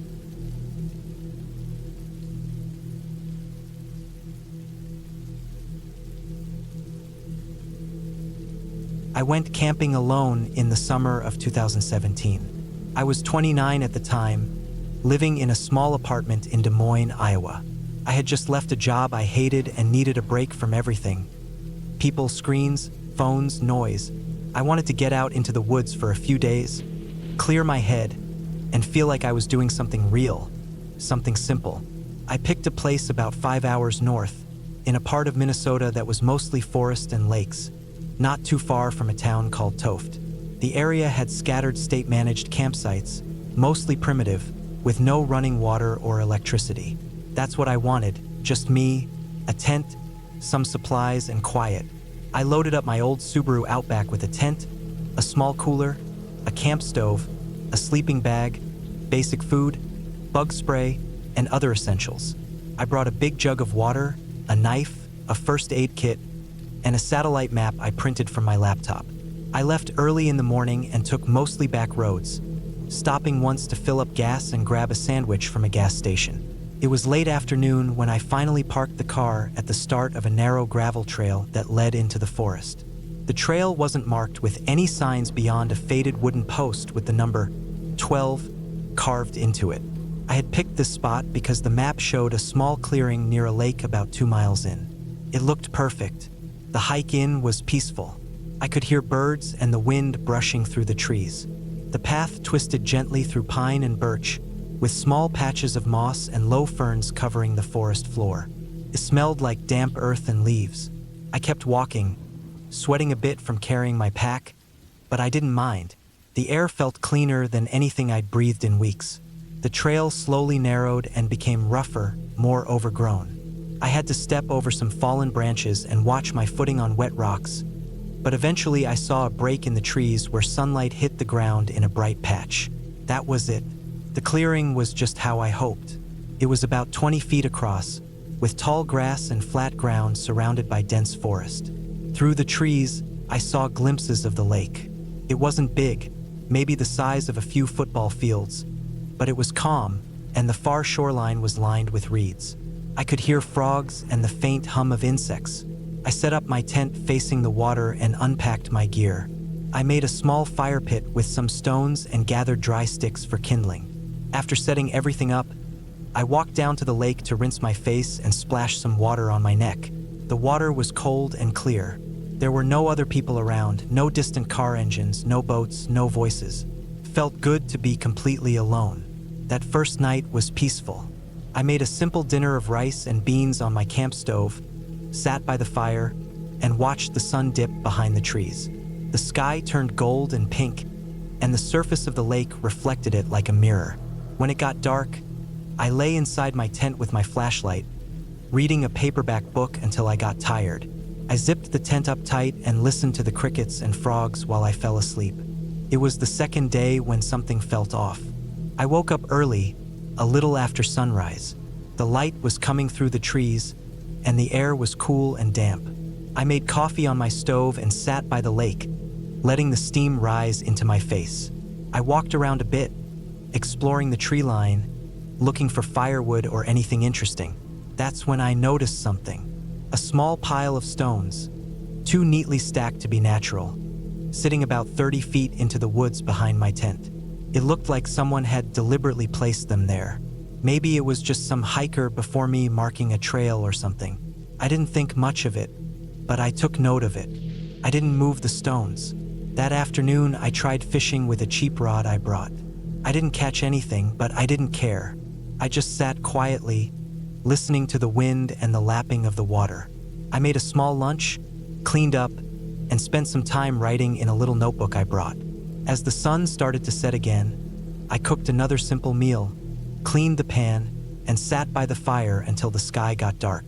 It was around then, just before I turned in for the night, that I heard something strange. It wasn't loud, just a sound, branches shifting, like someone or something stepping lightly over dry leaves. I turned toward the sound, but the forest was pitch black beyond the reach of my firelight. I froze, listening hard. I thought maybe it was a deer or raccoon. I kept still for a few more minutes. The sound didn't come back. I figured it was nothing. Still, I waited another 10 minutes before finally going into my tent. I left my boots just outside the flap and zipped everything up. Around midnight, I woke up. Not from a sound, but from the feeling that something had changed. The air felt colder. Still, I unzipped the corner of my tent just enough to peek out. Everything was quiet. The fire had burned out, and the moon was high. I looked at my boots. They were gone. At first I thought I was just half dreaming or had kicked them somewhere in the dark. But I unzipped the tent completely and stepped outside in my socks. My boots were not there. I searched around the tent, used my flashlight to check the edges of the clearing, and even walked down toward the lake, thinking maybe an animal dragged them. Nothing. They were just gone. I spent the rest of the night awake, sitting on a log by the ashes of my fire. I kept the flashlight in my lap, occasionally scanning the trees. I didn't hear anything, but I kept thinking about the boots. They were right outside the tent, and they weren't there anymore. Something or someone had to take them. But who would be out here this deep in the woods without me hearing them? When it got light, I packed up my things quickly. I had a pair of old sneakers in my pack that I usually wore at camp but not for hiking. I put them on, stuffed the rest of my gear away, and started heading back toward the trail. I didn't feel like staying another night. Something just felt wrong. I hadn't seen anyone since I got there. My boots didn't just vanish. Put a sick feeling in my stomach I couldn't shake. About 15 minutes into my hike out, I stopped. There was a tree ahead of me, right in the middle of the path. Someone had tied something to it. As I got closer, I saw it was a boot. My left boot, hanging by its laces. A few feet beyond that, the right one was lying on the ground, placed neatly at the edge of the trail. I stood there for a long time, staring at them. The laces of the one hanging from the tree were tied into a tight knot. I didn't hear anyone. I didn't see anyone, but someone had followed me. They had taken the boots and waited until morning to put them here, where they knew I would find them. I didn't touch them. I left them hanging and just kept walking. I didn't run. I didn't want to make noise or seem panicked, but my heart was pounding in my chest the entire time. Every step I took felt too loud. I kept turning around, checking behind me. I didn't stop until I reached the spot where I had parked. My car was just how I left it.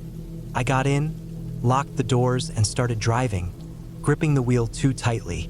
When I got home, I couldn't stop thinking about it. I tried to tell myself it was some weird prank by a hunter or another camper, but that didn't make sense. I never saw anyone. I never heard anyone. And who would carry someone's boots off in the middle of the night without making a sound, only to return them later like that? I didn't report it. What would I say? There was no crime, just a feeling, one that told me I had been watched, maybe for the entire time I was there. I didn't sleep well for weeks after that. Every sound outside my window made me jump. I kept checking the locks, getting up at night to look out into the street. I still go camping, but never alone anymore, and never anywhere too far from other people. That trip taught me something simple and real. You don't need ghosts or monsters to feel fear. Sometimes the scariest thing is knowing that someone was there, close enough to touch you, and chose not to, at least not yet.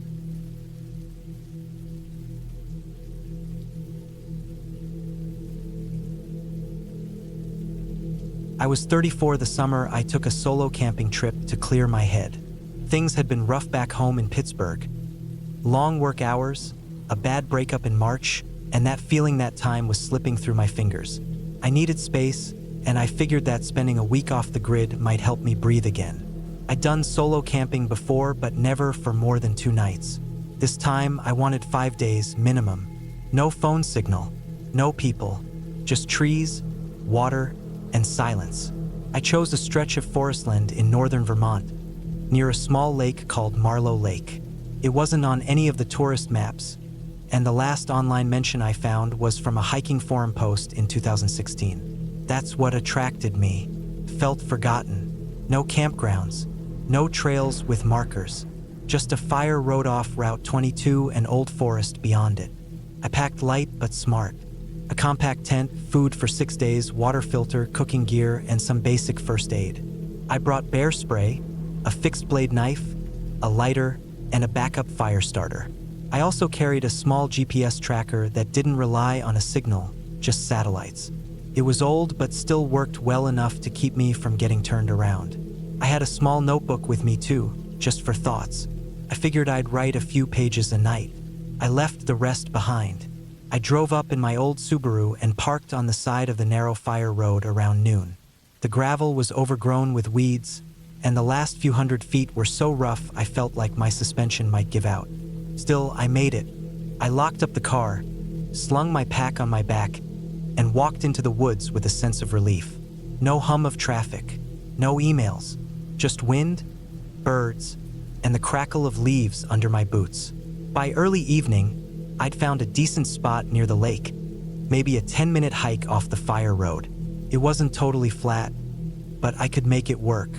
I pitched the tent with the door facing the water, cleared a spot for a small fire pit, and cooked up some rice and beans on my portable stove. I sat on a flat rock with my feet dangling in the lake as I ate. The water was cool but not too cold, and the trees stretched out thick around me in every direction. It was quiet enough to hear the occasional splash of a fish or the distant creak of a branch. That first night passed without trouble. I listened to the sound of bugs and the occasional owl. I read a few pages of a book by headlamp light and then shut everything down. The forest around me breathed like a living thing, gentle, wide, and steady. I slept well. The next morning, I woke just after 6. The sun was breaking through the branches in slanted beams. I got out of the tent, stretched, and boiled water for instant coffee. The day was quiet again. Not a single plane overhead or distant car engine. Felt like I was on another planet. I filtered water from the lake, packed up some snacks, and decided to hike around the lake's edge to explore. The loop around took most of the day. The underbrush was thicker than I expected, and some sections were marshy, so I had to move slow. I didn't see any sign of people, no trash, no fire pits, not even old boot prints. Around mid-afternoon, I came across a small cluster of stones stacked near the shoreline. They didn't look recent. Moss covered the bottom few. I figured maybe someone had built them years ago and forgot. It wasn't unusual. I made it back to camp sore but content. I cooked again, cleaned up carefully to avoid attracting animals, and sat in silence as the sun dropped behind the trees. That night, something felt slightly different. Hard to describe. Not fear exactly, just a faint sense of being watched. It's a feeling I've had before in the woods, usually nothing, just the brain playing tricks. But this time, it lingered longer than usual. Every now and then, I'd pause and look out at the dark woods, trying to catch movement. I told myself it was probably a deer, maybe even a fox. Still, I gripped the bear spray tightly under the sleeping bag when I finally turned in. I kept the zipper half open so I could jump out quickly if needed. Nothing happened that night, but the next morning, when I got up to stretch and walk down to the water, I noticed something off. My backpack, which I'd leaned against a tree near the tent, was shifted. It wasn't much, just rotated a little and pulled a few inches to the side. At first, I figured maybe I hadn't placed it as firmly as I remembered, but when I picked it up, I saw that the side pocket zipper was halfway down. I knew I hadn't left it like that. I always zipped every pouch, even the tiny ones. It was automatic. I checked inside. Nothing seemed missing. Stove, food bags, maps were still there. But the sleeping shirt I kept in the top compartment was gone. A thin long sleeve I only used at night. I looked around the site, even checked by the lake. Nothing. I spent the rest of the morning trying to write it off. Maybe it fell out and I didn't notice. Maybe I left it by the water and a raccoon dragged it off. I found no prints, no claw marks, no scraps of fabric. Still, I tried to ignore it. I hiked a shorter loop that day, keeping within sight of camp for most of the walk. I didn't enjoy it as much. I kept turning around, looking at the trail behind me. That evening, I built a larger fire. I wasn't cold, but something about the flames made me feel safer. I kept my knife out as I cooked and ate. I set up some old plastic cutlery tied with a string on a few branches as a makeshift noise alarm. If something moved through the site, I'd hear it. The night was long. I lay awake, listening. No footsteps, no metal clink, just frogs and wind and leaves brushing together. I slept maybe 3 hours in total, always half alert. The fourth day was when it escalated. I got up late, sore and annoyed, and decided to skip breakfast. I needed a distraction, so I left camp to explore a ridge I'd seen to the west. It was steep, full of slippery rock, but it gave me a view of the trees for miles. I sat at the top for a while, then made my way back down mid-afternoon. As I approached the lake, about 50 yards from camp, I stopped cold. There were footprints in the mud, clear ones. Not mine. I always wore hiking boots, and these were from a different tread. Narrower, shallower. Someone had walked along the bank not long before. I followed the prints for maybe 20 feet before they vanished into drier ground. They led toward my camp. My chest tightened as I crept closer. When I got within sight of the tent, I crouched behind a tree and waited, listening. Nothing moved. I stayed there for a good 10 minutes before stepping into the clearing. The tent was zipped closed. My gear was mostly where I left it, but there were small changes again. The fire pit stones had been rearranged slightly. The log I used as a seat was tipped over. A stick had been jammed upright into the dirt with a flat rock balanced on top of it. I stood there for a long time, heart hammering, trying to figure out what to do. I didn't want to panic, but it was obvious someone else had been there. I checked all my gear. Nothing was missing. The GPS was still in my tent, undisturbed, but someone had walked through the site. Recently, I packed up everything in under 10 minutes. Tent, gear, food, all of it. I shoved it into the backpack and started back toward the car without cooking or resting. It was nearly 5 miles to the road, and I pushed hard to get there before dark. When I reached the fire road, the sun was already dipping low. My car sat just where I'd left it. Nothing looked touched. I unlocked it, threw everything into the back seat, and climbed in. The moment I turned the ignition and locked the doors, I felt a wave of relief, but also something else. Not closure, not calm, just a lingering unease that followed me all the way down the road until I hit the highway. Back in Pittsburgh, I tried not to dwell on it. I told a few people I'd cut the trip short because of weather. I left out the part about the shirt, the fire pit, the footprints. But a week later, I started going through my gear to clean it out. I unzipped the pack to air it and found something tucked into the front mesh pocket. It was my sleeping shirt, folded neatly. I hadn't put it there. I had checked that pocket 3 times at camp. I know it hadn't been there before. I never went back to Vermont after that.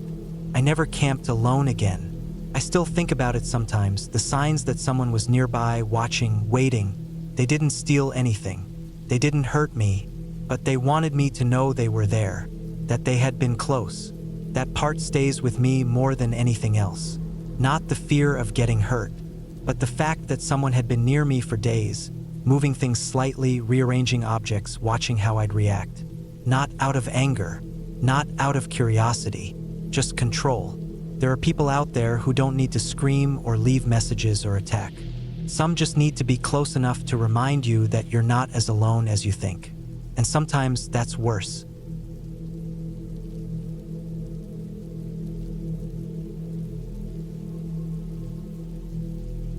I was 31 when I decided to take some time off from my job in Richmond, Virginia. It was the summer of 2019, and I had just wrapped up a particularly rough stretch of work at a construction management company. For months, I'd been stuck behind a desk, handling project bids, reviewing reports, answering calls, and arguing over permits. I felt like I hadn't breathed in fresh air in weeks. The stress had gotten to me, and I knew I needed a break. Not just a weekend away or a few days at home, but real solitude. No screens, no people, no distractions.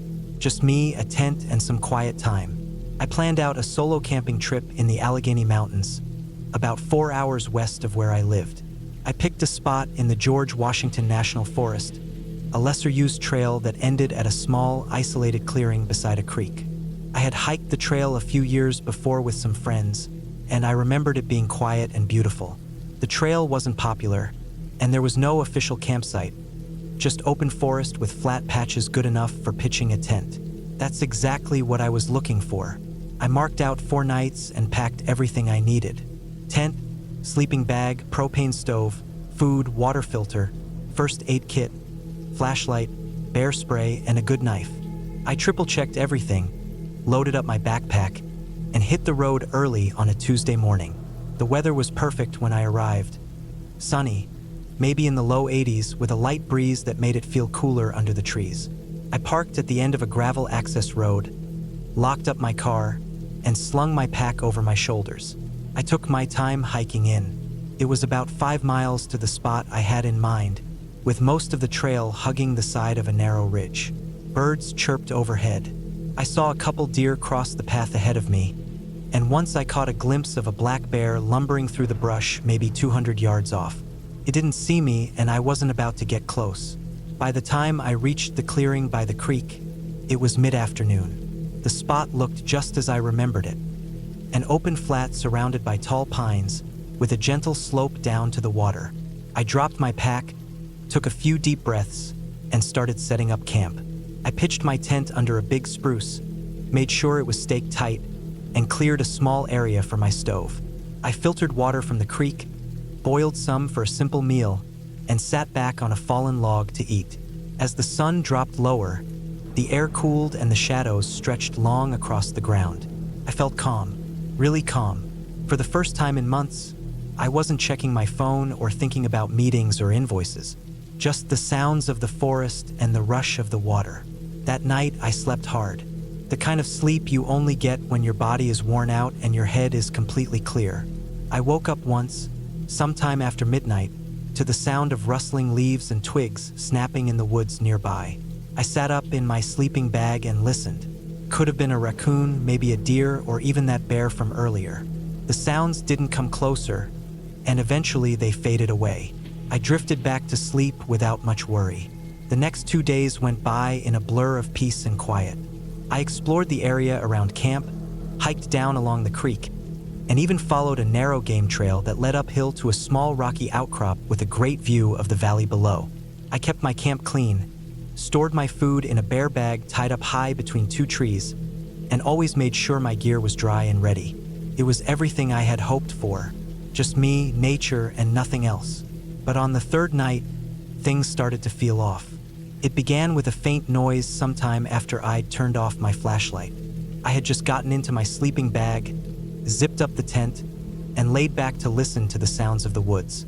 The breeze was light, rustling through the pine needles. Then I heard it, something faint and rhythmic. Not quite footsteps, not quite anything I could identify, just a soft, repeated pressure on the forest floor. I froze and held my breath. The sound stopped. I waited for a while, straining my ears. Nothing. Maybe it had just been a branch shifting or some animal walking nearby. I knew animals moved through the woods all the time. I'd camped enough to be familiar with the usual nighttime sounds. But this felt different. It had a pattern to it. It sounded intentional. I told myself not to overthink it and force myself to sleep, but I didn't sleep as deeply that night. I kept waking up, always alert, always listening. The next morning, I found something odd. About 20 yards from my tent, just off the trail I'd used to gather firewood, I noticed a patch of disturbed ground. At first, I thought it might be animal tracks, but when I got closer, it didn't look like any tracks I recognized. The pine needles and leaves had been brushed aside, and there were shallow marks in the dirt. Long lines like something had been dragged. It almost looked like someone had taken a stick and drawn a lazy arc into the earth. It wasn't deep, but it was fresh. I crouched down and examined it more closely. Whatever made it had come from the woods and turned back into them. The disturbed path didn't lead toward the creek or the main trail, came close to my tent and then veered off deeper into the trees. I felt uneasy but told myself it could have been an animal with a heavy tail, or maybe a porcupine dragging something. I tried to ignore the tight feeling in my chest. Later that day, I explored farther down the creek. I followed it about half a mile downstream, hopping rocks and weaving through the underbrush. I found a flat rock slab where I sat for a long time, soaking in the sun and the sound of the water. When I got back to camp in the late afternoon, I noticed something that made me stop cold. A small stone, maybe the size of my palm, had been placed on top of my stove. I hadn't left it there. I knew exactly how I'd left my gear before heading out. I always double-checked everything before leaving camp. The stove had been closed up, tucked behind a log, and the stone definitely wasn't part of the area. It was smooth and pale like a river stone, and I hadn't seen any others like it nearby. I didn't like that. It didn't feel accidental. I looked around the clearing. No signs of movement, no broken branches, no footprints, but something in the air felt different, heavier, like I wasn't alone. That night, I couldn't sleep. I lay awake in my bag, flashlight in hand, listening for anything. Every small sound made me flinch. I thought about packing up and hiking out in the dark, but I talked myself out of it. It was miles to the car, and the trail wasn't safe to navigate at night. I'd wait until morning and leave then. I didn't sleep much, maybe an hour or two at most. When dawn finally broke, I packed up in a rush. I didn't eat, didn't bother boiling water, just stuffed everything into my pack and got ready to hike out. But when I walked over to the tree where I'd hung my food bag, I stopped cold again. The rope had been cut, not chewed or broken, cut, cleanly, like someone had taken a knife to it. The bag was gone. No crumbs, no scraps, just an empty space where it had been. My chest tightened, and I felt a wave of fear rise in my gut. This wasn't wildlife. This wasn't the wind. Someone had come into my camp, watched me, and taken my things without leaving a single sign of themselves. I didn't waste another second. I hoisted my pack and started back up the trail at a steady pace. Every few steps, I glanced behind me. I didn't see anyone, but I couldn't shake the feeling that I was being watched. My hands were shaking. I gripped the bear spray tighter. I made it 2 miles before I stopped for a breather. I sat on a rock, drank some water, and tried to calm down. That's when I saw it, wedged between two rocks on the side of the trail.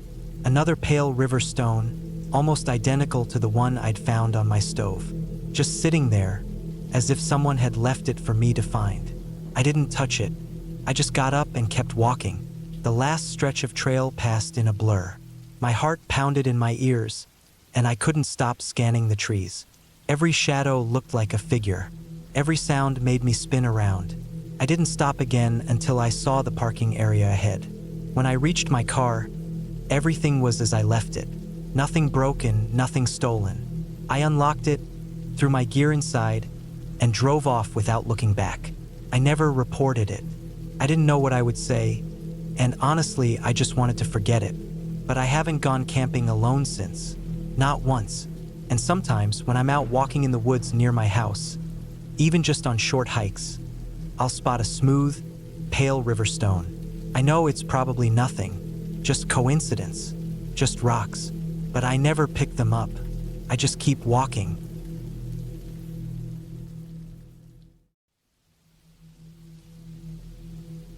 In late October of 2016, I took a trip to a small cabin deep in the mountains of northern Idaho.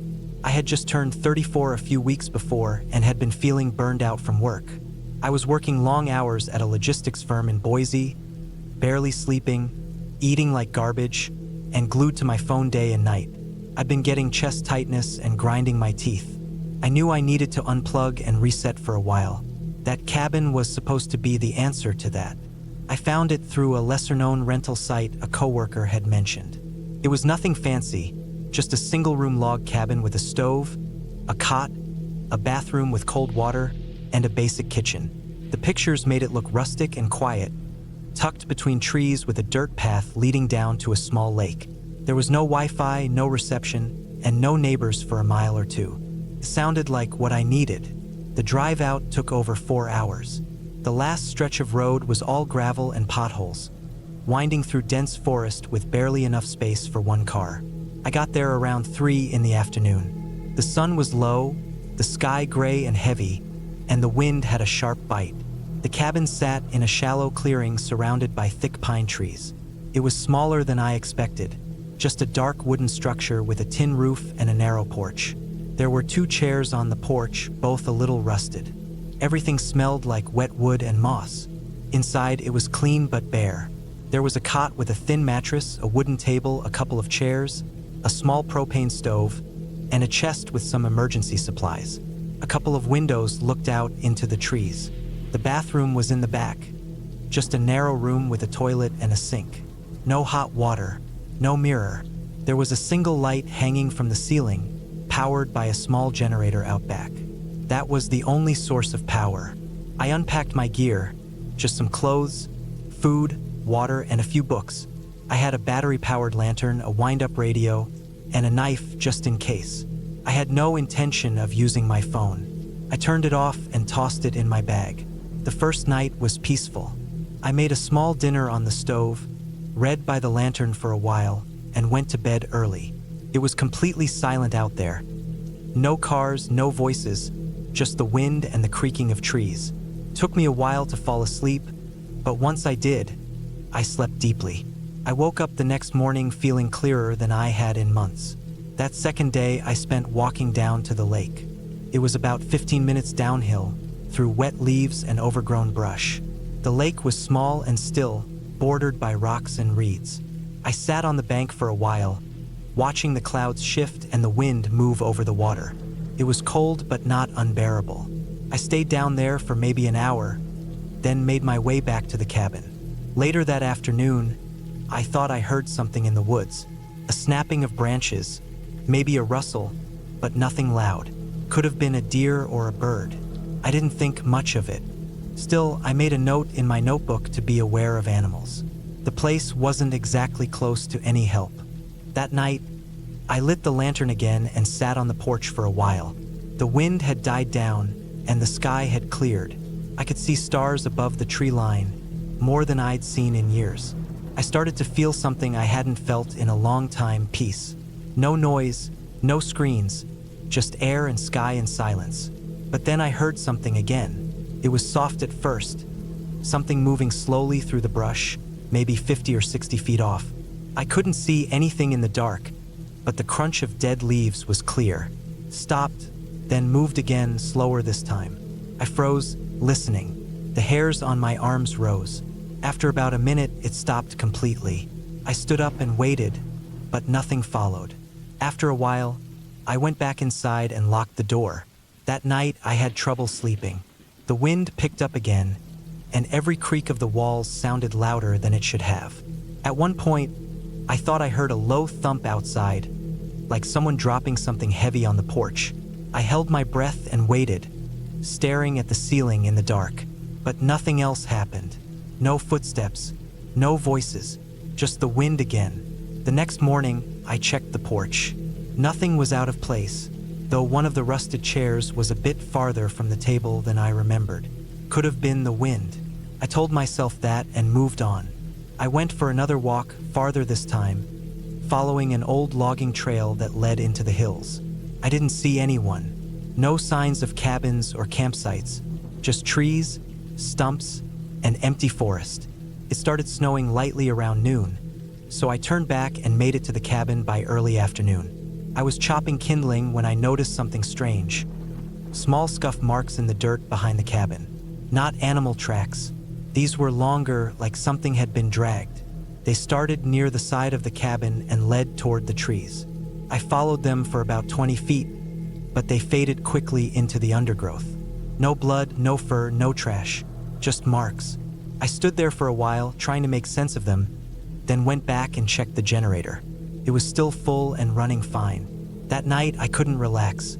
I kept getting up to look out the window.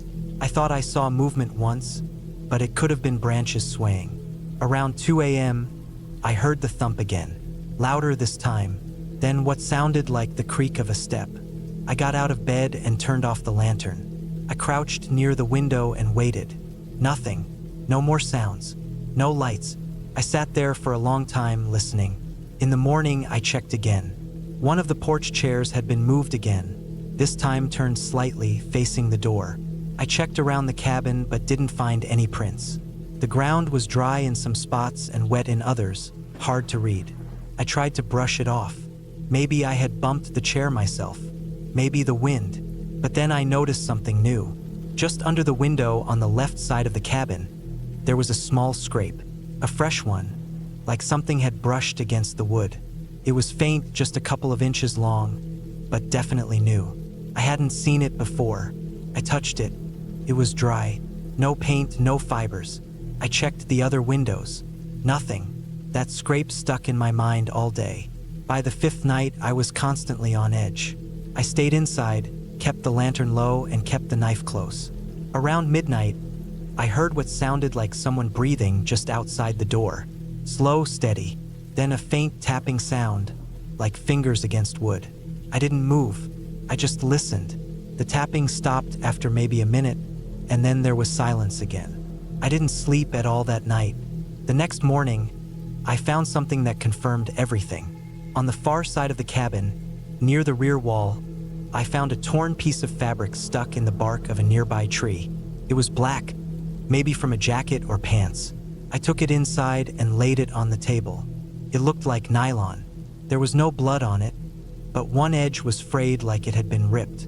That's when I knew I wasn't imagining it. Someone had been out there, watching, getting close. I decided to cut the trip short. I packed up that afternoon. I didn't care if I had another day left. I didn't want to stay another night. I made sure the generator was off, left the keys on the table like the instructions said, and loaded everything into the car. But before I left, I walked once more around the cabin. That's when I saw the footprints. They were faint, just impressions in the dirt near the back wall.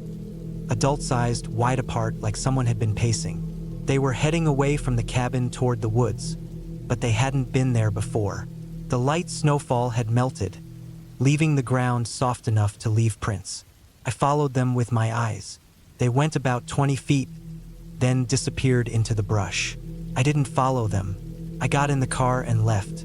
I didn't stop until I hit paved road again. Once I had service, I turned my phone back on and checked the area for any local news, any missing people or break-ins. but I didn't find anything. I never called the police. I didn't know what I would say. Nothing had been taken. No one had spoken. There was no crime, just signs.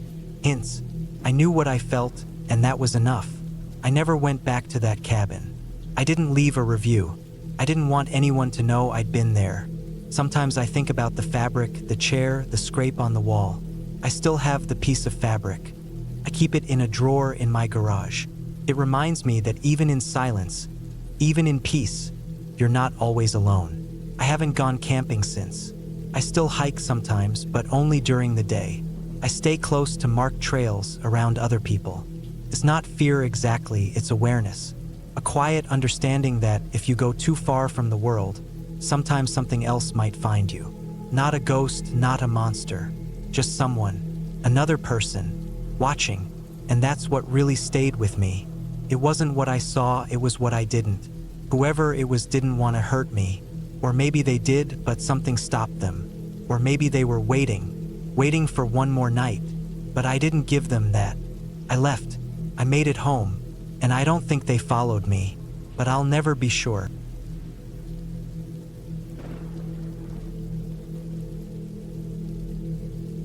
I was 36 when I decided to take a full week off work and spend it alone at a cabin in the northern part of Idaho, not far from the border with Montana.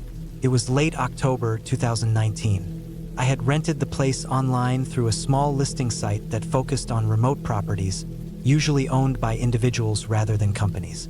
The pictures looked simple enough: wooden walls, stone fireplace, 2 beds, a tiny kitchen, an outhouse out back. There was no internet, no cell signal, and the closest town, Ash River, was almost 30 miles away down a winding 2-lane road with barely any signage. That was the appeal for me. I had been burned out at my job in Spokane, tired of the noise and the demands and the routine, and I just wanted to disappear for a few days. No emails, no phone, just me and the woods. I arrived on a Sunday afternoon after a long 5-hour drive. The gravel road that led to the cabin was more like a forgotten trail. It wound up a hill, past a few clearings, then ducked under thick tree cover. I hadn't seen another car for at least an hour before I turned onto the road, and once I parked beside the cabin, the silence hit me hard. It was a different kind of quiet out there, not the kind you get in the suburbs at night, but real, total stillness. It was the kind of quiet that made you feel like you were the only person alive. The cabin was about 50 yards from a small lake. You couldn't see the lake from the front porch because of how the trees wrapped around the slope, but I had seen the photos and knew it was there. The structure was old but solid. Thick logs, a metal roof, and a front porch with a sagging bench. No electricity, but there was a propane tank for cooking and a small wood-burning stove for heat. I brought plenty of supplies: canned food, dry goods, water, a small radio with a crank, and a pile of paperback books I'd been meaning to read for years. I even packed a small generator and a battery lantern, though I told myself I'd try to go without them if I could help it. The first day was uneventful.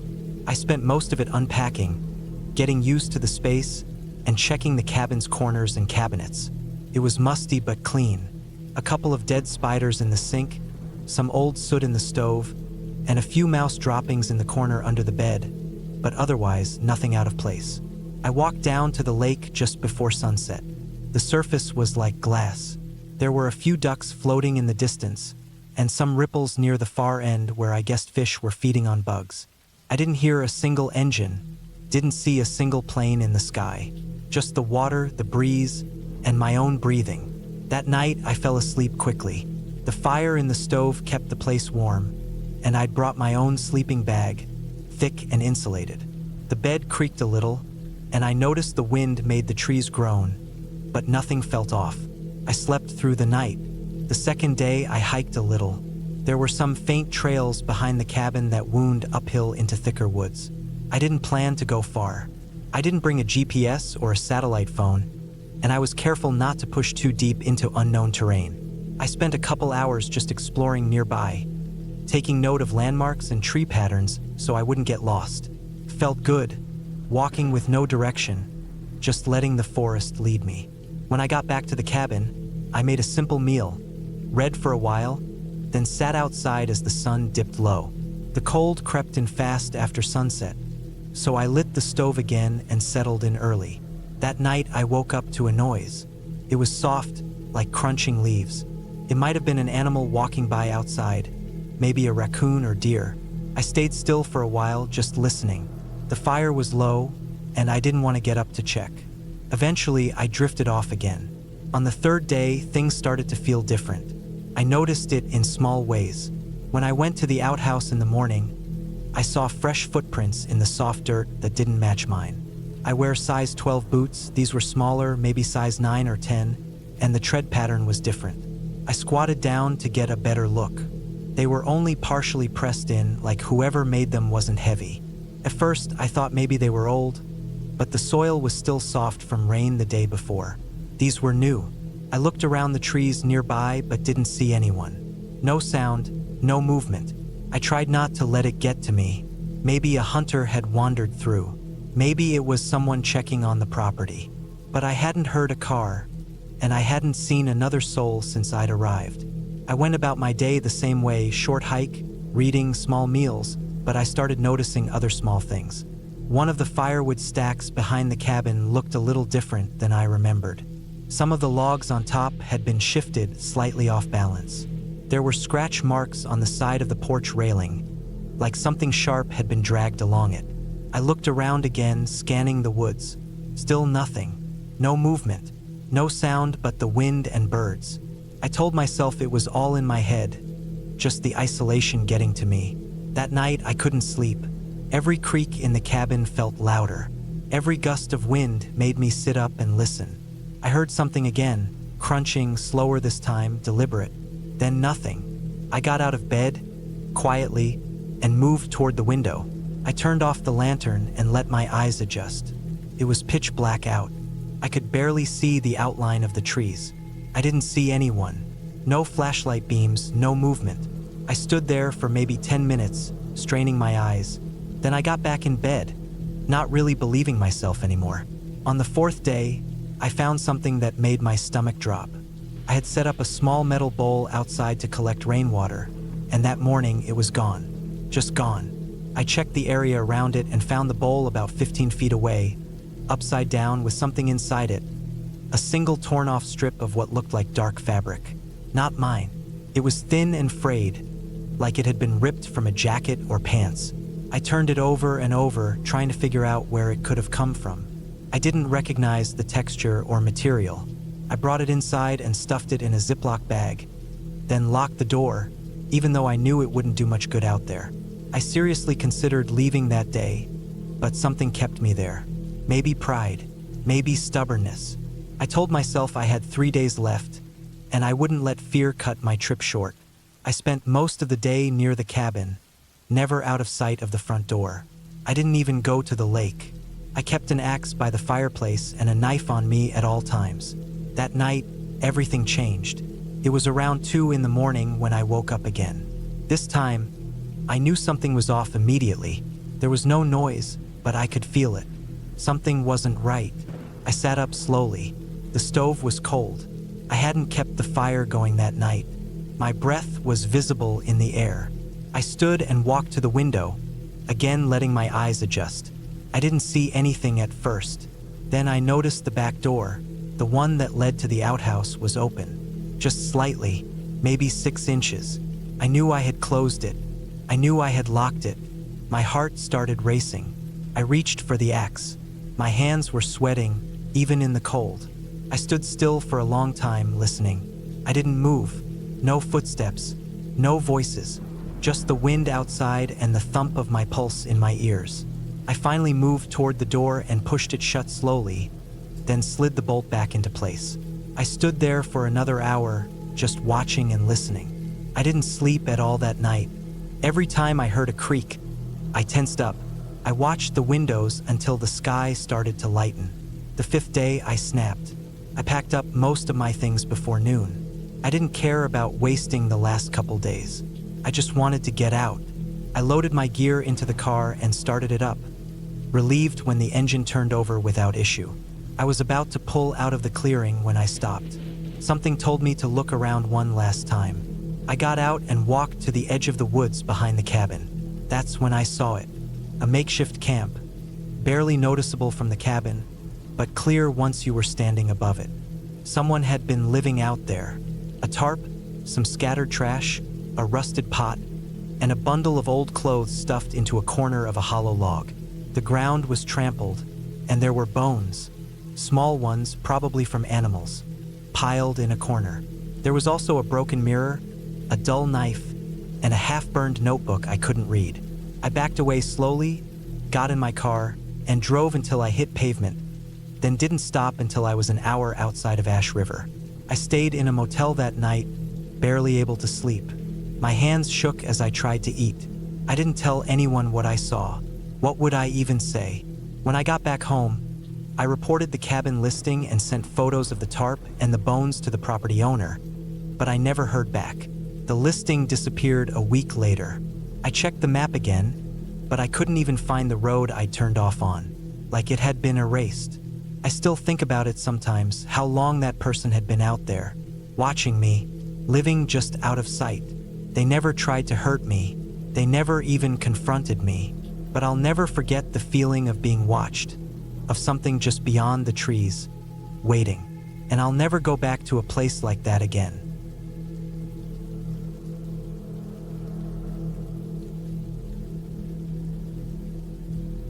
It was the summer of 1998 when I decided to take a break from the city and spend some time alone at a small cabin deep in the woods of northern Vermont.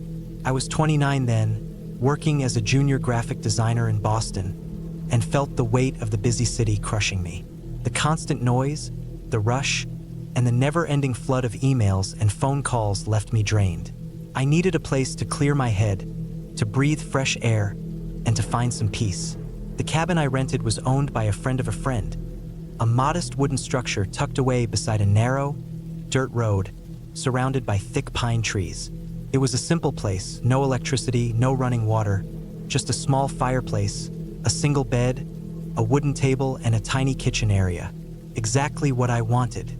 I arrived late in the afternoon, carrying my backpack and some groceries. The sun was low but still warm on my skin as I stepped off the beaten path onto the porch. The cabin smelled faintly of old wood and pine needles, a comforting scent that immediately made me feel at ease.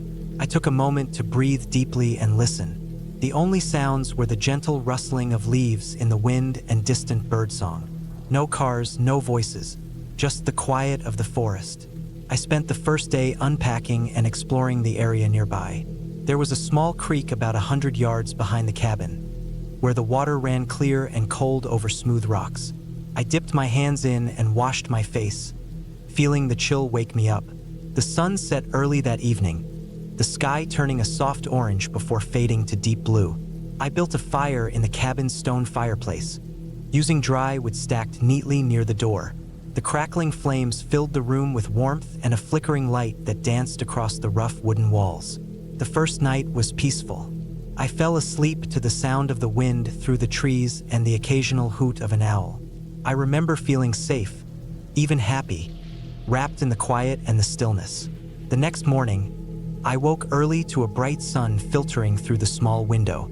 I boiled water on the stove for coffee and made some toast with peanut butter from a jar I had brought. After eating, I decided to take a longer hike. The area was vast and wild, and I wanted to get deeper into the woods. I packed a small day bag with water, snacks, a map, and a compass, things I'd learned to carry on trips like this. The map showed some old logging trails that crisscrossed the forest. I picked one and followed it, enjoying the crunch of dry leaves underfoot and the smell of damp earth. As I walked, the trees grew taller and closer together. The light dimmed under the thick canopy. I saw birds flitting between branches, squirrels darting across the path, and the occasional deer bounding away into the underbrush.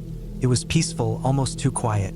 I told myself it was just the way the forest was, but sometimes I felt like the silence pressed down on me, heavy and thick. Around midday, I reached a small clearing where the sun broke through the trees, lighting up a patch of wildflowers and tall grass. I sat on a fallen log to rest, sipping water and enjoying the warmth. The quiet felt good, but I also felt a little uneasy. I couldn't shake the feeling that I was being watched, though every time I looked around, there was nothing but trees and sky.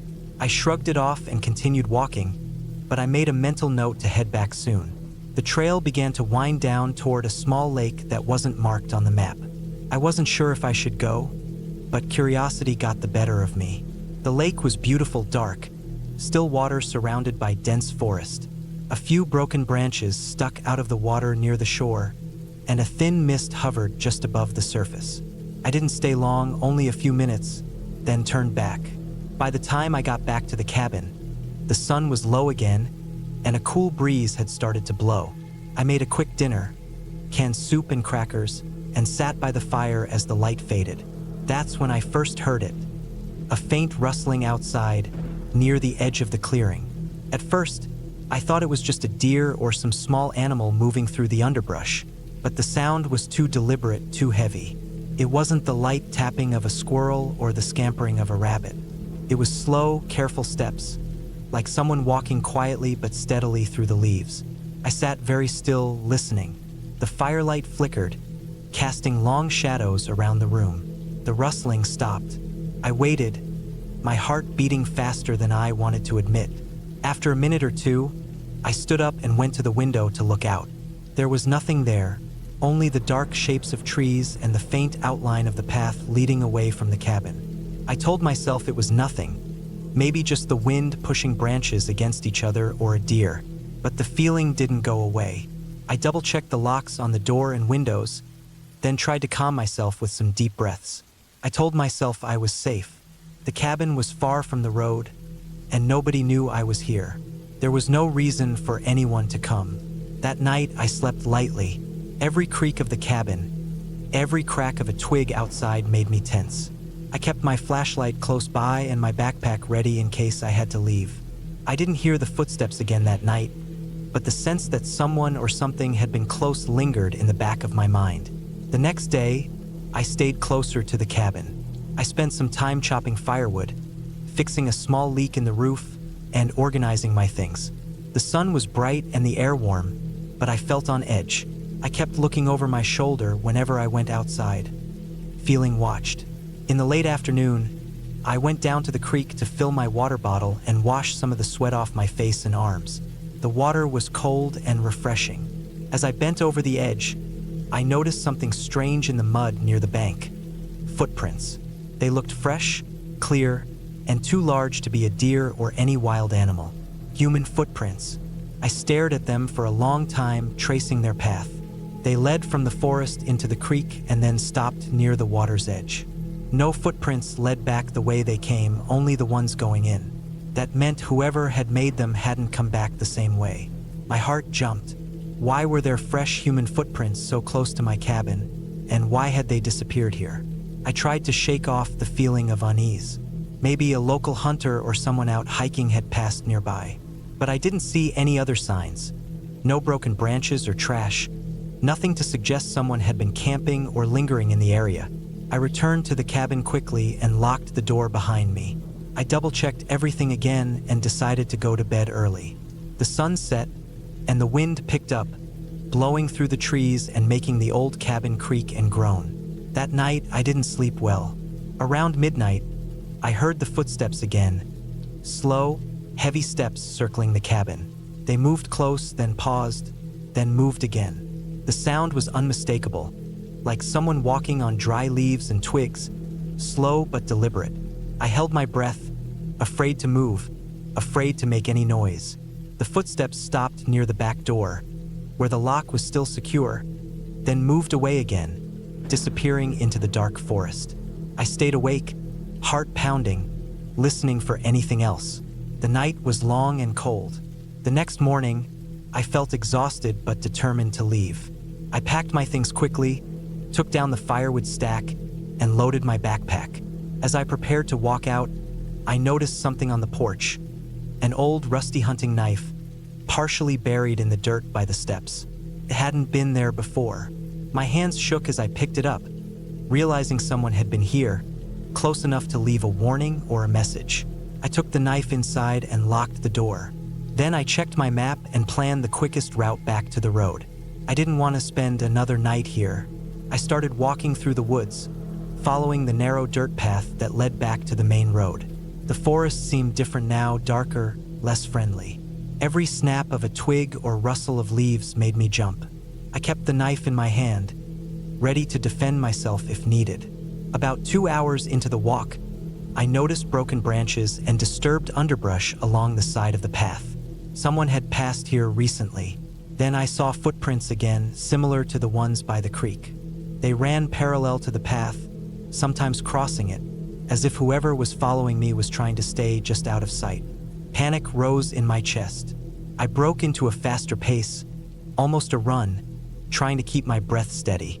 The road wasn't far now, but the forest seemed to close in tighter. My legs ached and my throat was dry, but I didn't stop. When I finally reached the road, relief washed over me like a wave. I hurried toward the nearest farmhouse I'd seen marked on the map, hoping to find help. The house was small and old, with peeling paint and a porch swing swaying in the wind. I knocked on the door until an elderly man answered. Without saying much, I explained my situation. He listened quietly, then nodded. He called the local sheriff, who came out in a patrol car. I told them about the footsteps, the knife, and the feeling of being followed.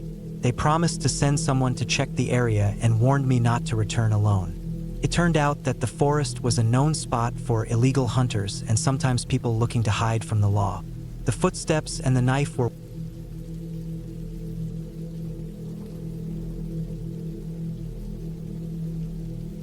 I remember the summer of 2012, when I was 27 years old and feeling the itch to get away from the city for a while. I'd been working long hours at a small publishing company in Portland, Oregon, and the endless hum of traffic, screens, and people had begun to wear me down. I needed some peace and quiet, and since I had no close friends to tag along, I decided to rent a cabin on my own for a week. The idea of spending time surrounded by nature, with only the sounds of the forest, seemed like the perfect way to recharge. I found a small cabin about 45 miles east of Portland, nestled deep in the Mount Hood National Forest. The place wasn't fancy, but it was cozy. An old wooden structure, built sometime in the 70s, with a tiny porch overlooking a clearing surrounded by pine and fir trees.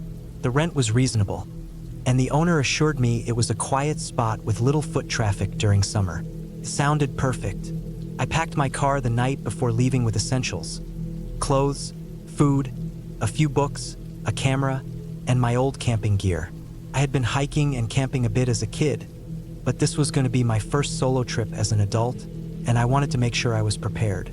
I left early in the morning to avoid the heavier weekend traffic.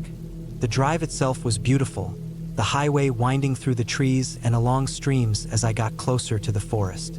I stopped at a small market in a town called Rhododendron to grab some supplies: fresh bread, canned beans, coffee, a couple of energy bars, and a gallon of water. The clerk was friendly but seemed a little distracted, almost as if she wanted me to hurry. I didn't think much of it at the time. When I arrived at the cabin just after noon, the air was thick with the scent of pine and earth. The sun was high and the forest around was alive with birdsong and the rustle of leaves in the warm breeze. The cabin looked even cozier up close, its weathered wood walls blending naturally into the surroundings. I unlocked the door and stepped inside. The interior was small but homey. There was a wood stove, a couple of mismatched armchairs, a small table with 2 chairs, and a tiny kitchenette with basic appliances. A narrow stairway led to a loft with a bed. The windows were thick and single-paned, offering clear views of the woods outside. There was no cell service inside, but I had brought a satellite phone just in case. I unpacked slowly, setting my things in the loft, making the bed, and preparing a simple lunch. After eating, I took a walk around the clearing, trying to get a feel for the place. The forest was dense, with tall trees that blocked much of the light as you went deeper. I marked a few trails on the map I had, thinking I might hike in the coming days. The first night was peaceful. The only sounds were the occasional hoot of an owl and the crackle of the wood stove as I kept it going to stay warm. I read a bit before falling asleep, feeling calm and happy that I had made this choice. But the next day, something started to unsettle me, little by little. I woke to an eerie silence. The usual morning chorus of birds was absent. Even the wind seemed still. I shrugged it off, telling myself the forest had quiet moments. I brewed some coffee, then went out for a hike along a trail I'd planned. It was a beautiful morning, sunny but cool, the forest floor carpeted with pine needles and small ferns. As I walked deeper, I noticed something odd. The trees seemed to grow farther apart, and the undergrowth was trampled as if something heavy had moved through recently. The trail markers were missing in spots. I thought maybe a storm had knocked them down, but the weather had been clear. I pressed on for about 2 miles, then stopped at a small clearing with a stream running through it. I took pictures, drank some water, and rested for a bit. On my way back, I thought I heard a twig snap behind me. I froze, heart pounding.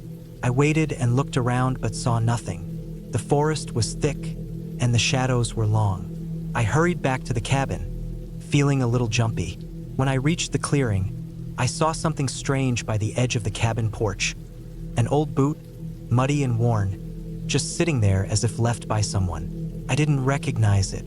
I had locked up the cabin when I left and didn't expect anyone else to be nearby. I picked it up and inspected it carefully. No one's name or initials inside. It looked like it had been here for a while. I shrugged it off again, thinking maybe a hiker had lost it weeks ago and the owner never found it. That night, I slept poorly. Every creak of the cabin, every shift in the wind made me jump. Around 3 a.m., I woke to the sound of footsteps outside, slow and deliberate, pacing just beyond the porch. My heart slammed against my ribs. I wanted to tell myself it was an animal, but the rhythm was too steady, too heavy. I stayed still in bed, holding my breath until the sounds faded. When dawn finally came, I gathered my courage and went outside. There were footprints in the soft dirt, large and messy, circling the cabin. They weren't mine. I debated calling the cabin owner but hesitated. I had no cell signal and didn't want to cause a fuss if it was nothing. I checked the door locks and windows, made sure everything was secure. The next day, I stayed mostly inside, keeping the doors locked and the curtains drawn. I tried to focus on reading, on the sound of the forest, but my nerves were frayed. I kept hearing distant noises, twigs snapping, leaves rustling, but never saw anyone. That afternoon, I noticed something else. The food I had carefully packed was disturbed. A few cans had been opened, some crumbs on the counter. I was certain I hadn't left the door open or forgotten anything. Fear started to creep in. Someone was here. Someone had been watching me, maybe even coming inside when I wasn't paying attention. I checked the satellite phone for signal, but still none. I felt trapped. That evening, I made sure to bolt the door and put a chair under the knob as extra protection. I kept the stove going for light and warmth, and I stayed near the window watching the clearing. Around 10 p.m., I heard the footsteps again, slow and deliberate, pacing outside. But this time, I heard another sound, a low, guttural growl that wasn't animal. I wanted to leave to run down the mountain, but the road was dark, and I was alone. I kept the windows shut tight and waited, heart racing, barely breathing. The footsteps stopped for a long time.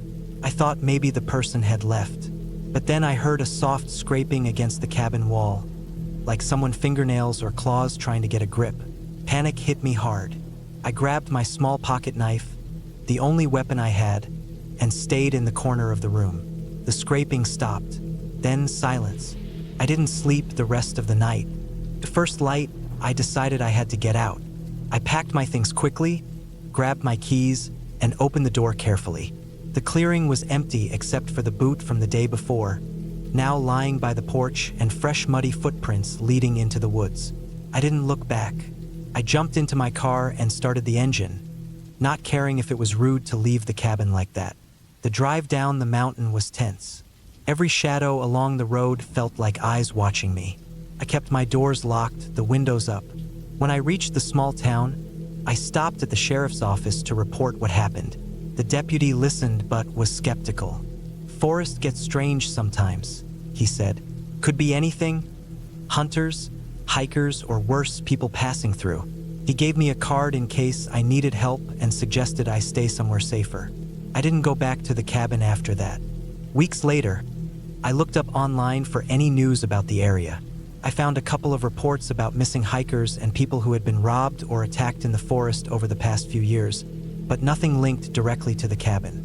The owner of the cabin had apparently disappeared a few months before I arrived and had left the property unattended for some time. The more I thought about it, the more it made sense. Whoever or whatever was near the cabin was likely someone living rough in the woods or a criminal hiding out, taking advantage of the isolation to target people like me. I never returned, and I never stayed somewhere so isolated alone again. Looking back, I'm glad I got out when I did. The fear was real, not imagined. And while I don't know exactly what was out there that week, I know the forest hides many secrets, some that can't be ignored or explained by ghost stories, just by the dangerous reality of people left to their own devices in the wild.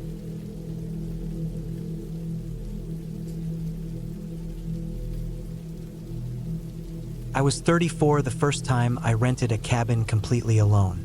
It was late October 2022, and I had just gotten out of a long-term relationship that left me feeling completely drained.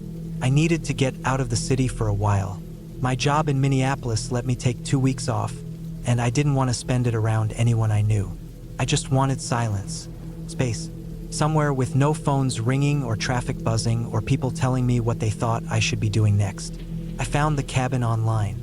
It was in northern Wisconsin, near a small lake called Dovetail Lake, surrounded by thick woods. The listing made it seem perfect: no neighbors, no Wi-Fi, no cell service.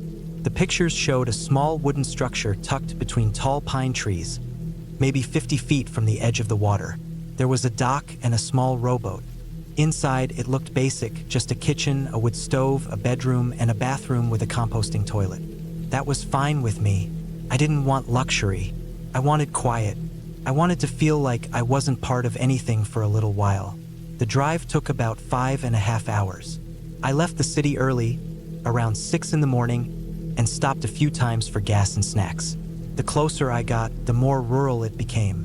By the time I reached the last 20 miles, I was driving on gravel roads, my tires crunching over stone and dry leaves, the trees getting thicker on both sides. The GPS cut out about 8 miles from the cabin, but I'd written the directions down beforehand. There was a narrow turnoff from the gravel road, almost hidden, marked by a rusted metal gate that was left open. A faded wooden sign next to it read Wilson Trail. That was the name of the private road the host had mentioned. It twisted through the woods for another 1.5 miles before finally opening into a small clearing with the cabin at the center. I parked right beside it. The place looked older than in the photos, with moss creeping up the base and the wood darker from years of sun and rain. But it felt right. I unlocked the door using the key from the lockbox and stepped inside. It smelled like old wood and dust, with a faint scent of smoke from the fireplace. I walked around slowly, checking everything. The electricity worked, but only for lights and the fridge. There was no TV, no microwave, no coffee machine. Just the basics. The windows were old, with latches that stuck a bit. I opened one to let in fresh air. It was completely quiet outside.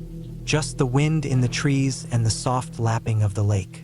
That first day, I unpacked, stacked the groceries I'd brought, made a fire in the stove, and sat on the dock for a long time with a beer in my hand. The lake was still, grayish blue under a cloudy sky, with a line of trees reflected in it like a mirror. I didn't hear a single car, plane, or voice all afternoon. Just birds and the occasional rustle of something small in the woods. The first few nights were peaceful. I read books, made simple meals, and spent most of the daylight hours outside.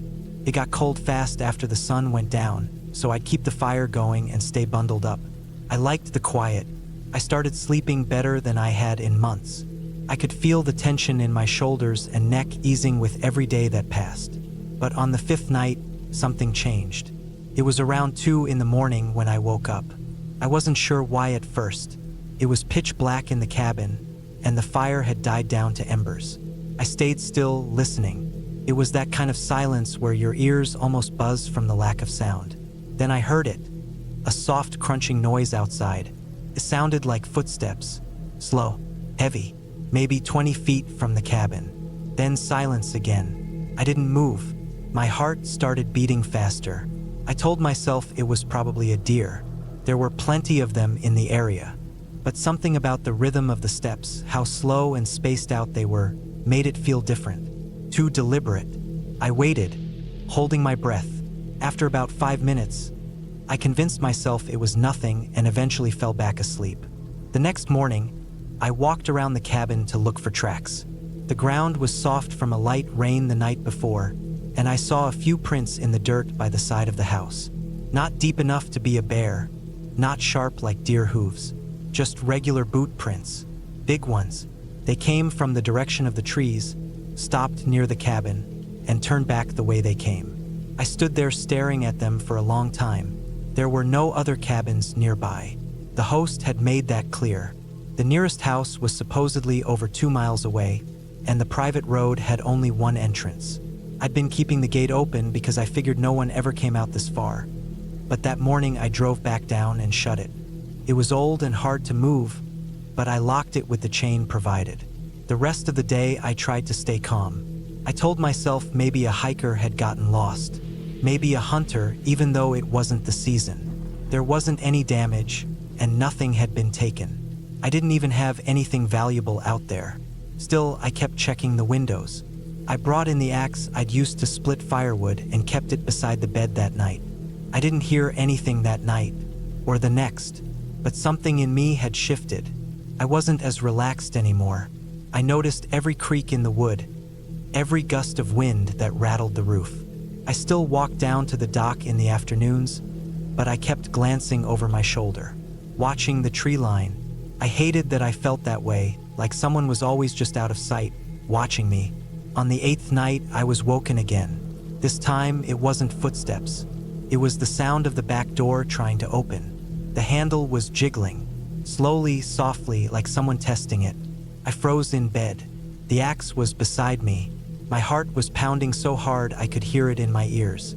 After about 10 seconds, the noise stopped. I didn't hear anything else. I stayed awake for the rest of the night, staring at the ceiling. To first light, I went outside. The back door had scratch marks around the lock. Not animal scratches. These were long, shallow marks, like from a screwdriver or knife. I walked around the cabin again. More boot prints. These were fresh. I took a deep breath and tried to stay calm. There was no cell service, so I couldn't call anyone from there. I decided I would drive into the nearest town, about an hour away, and use the gas station phone to call the sheriff's office, just to report it. But when I got to the gate, it was open again. The chain had been cut, not snapped, cut clean through with bolt cutters. I drove the rest of the way to the town in a kind of numb state, hands tight on the wheel, eyes on the road. When I got to the gas station, I asked the clerk if I could use the phone, and he pointed to an old rotary one in the corner. I called the sheriff's office, and after a few minutes of explaining what had happened, they said they'd send someone out to meet me at the cabin. 2 deputies arrived a few hours later. I took them around the property and showed them the prints, the scratches, the cut chain. They took notes and photos, but said there wasn't much they could do unless the person came back. I asked if it was safe for me to stay. They said it was up to me. They offered to patrol the area once a day for the next few days, but that was about all they could promise. That night, I locked every window and door, pulled the curtains, and kept the axe by my side. I didn't sleep much, just stared into the dark, listening. Nothing happened that night, or the night after. On the 3rd day, I noticed something strange while I was out near the dock. Across the lake, on the far side where the woods got thick, I saw a glint of light, just for a second, like sunlight reflecting off glass. I squinted, trying to see if there was a cabin over there, but I couldn't make anything out, just trees. Later, when I took the boat across the lake to check it out, I found a trail. Faint, barely there, but it was definitely a trail. And about 30 yards into the woods, I found an old hunting blind, one of those elevated wooden ones built between 2 trees. It was weathered and half collapsed, but inside I found some empty food wrappers, a water bottle, and a few cigarette butts, recent, and wedged under one of the boards was a crumpled piece of notebook paper. It just had numbers written on it, coordinates. I didn't understand what they meant at the time. I folded it and put it in my pocket. That night, I made a decision. I was going to leave the next morning. I didn't want to stay and wait for whoever had been creeping around at night to come back. I packed everything but kept the axe by the bed one last time. I set my alarm for 6 a.m., planning to be on the road before full daylight. But I never got to sleep. At around midnight, I heard something again. Not at the door, not on the porch, from under the cabin. The place was built on short stilts, maybe 2 feet of crawl space underneath. I heard soft scraping, like something being dragged, then a thud, then silence. I got out of bed slowly, holding the axe. I crouched by the floor and listened. Nothing. I turned on all the lights, stepped outside, and circled the cabin. There was no one there, but I noticed that one of the wooden boards at the base had been pried loose, just enough for someone to crawl underneath. I didn't look. I didn't want to know. I got in my car, started the engine, and left. I didn't care that it was still dark.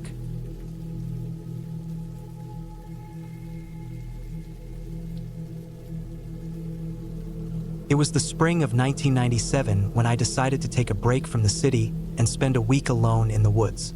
The city was suffocating me. The noise, the crowds, the endless work at the office. I needed silence, space, and a chance to think without interruption. I found a small cabin for rent on the outskirts of a national forest in northern Michigan. It wasn't much. A simple wooden cabin, no electricity, no running water, and no phone signal. But that was exactly what I wanted. A chance to disconnect from everything. The cabin stood near the edge of a thick pine forest, with a narrow dirt road leading up to it. When I arrived in my old pickup truck, the sun was already low on the horizon, casting long shadows between the trees. The air smelled fresh and damp from a recent rain. I felt a strange mix of excitement and nervousness. Being alone in the woods for a week wasn't something I had done before, but I thought I could handle it.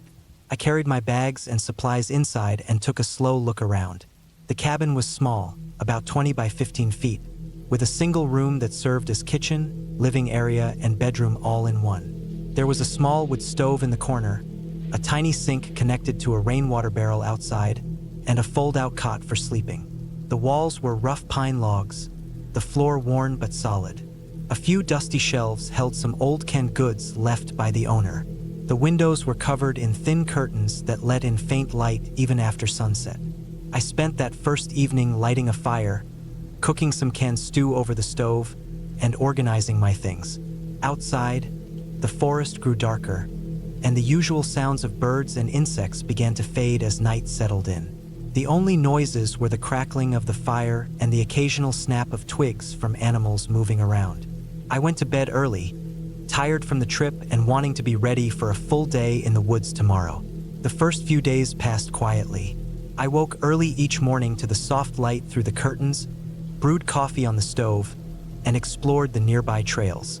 The forest was dense with pine and maple trees, the ground thick with fallen leaves and pine needles. I saw squirrels darting between branches and heard woodpeckers tapping in the distance. The air was cool and fresh. Each night, I chopped firewood for the stove and cooked simple meals. The solitude was peaceful at first. No phone calls, no emails, no distractions.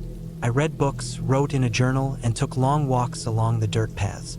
The only company was the forest and the occasional deer crossing my path. Sometimes I spotted tracks of bigger animals, maybe a bear or a wildcat, but I never saw them directly. I felt safe, careful, and respectful of the wilderness. Then, around the 4th day, something started to feel off. It began with small things. I noticed that the firewood I had carefully stacked outside was disturbed in the morning. Logs shifted or moved slightly, like something had been digging around. At first, I thought maybe it was the wind or animals brushing past, but the feeling didn't go away. One evening, as I was returning from a walk, I saw fresh footprints in the soft dirt near the cabin. Too big to be a deer, too small to be a bear. Human footprints. The prints were faint but definitely recent, and they led from the tree line toward the cabin, then disappeared near the back. I froze, staring at them. I hadn't heard any other people come near during the day. I checked all around the cabin carefully, walking in circles, but saw no signs of anyone hiding or watching. I told myself it was probably another camper or a hunter passing by, but why hadn't I seen them? and wino tracks leading back out. That night, I locked the cabin door and windows as best as I could. The lock was old and simple, but it gave me some peace. Still, I didn't sleep well. Every sound outside, a branch snapping, the wind shifting leaves, felt louder, closer. The next morning, I found the rain barrel full of water had been tipped over, spilled across the ground. That was no accident.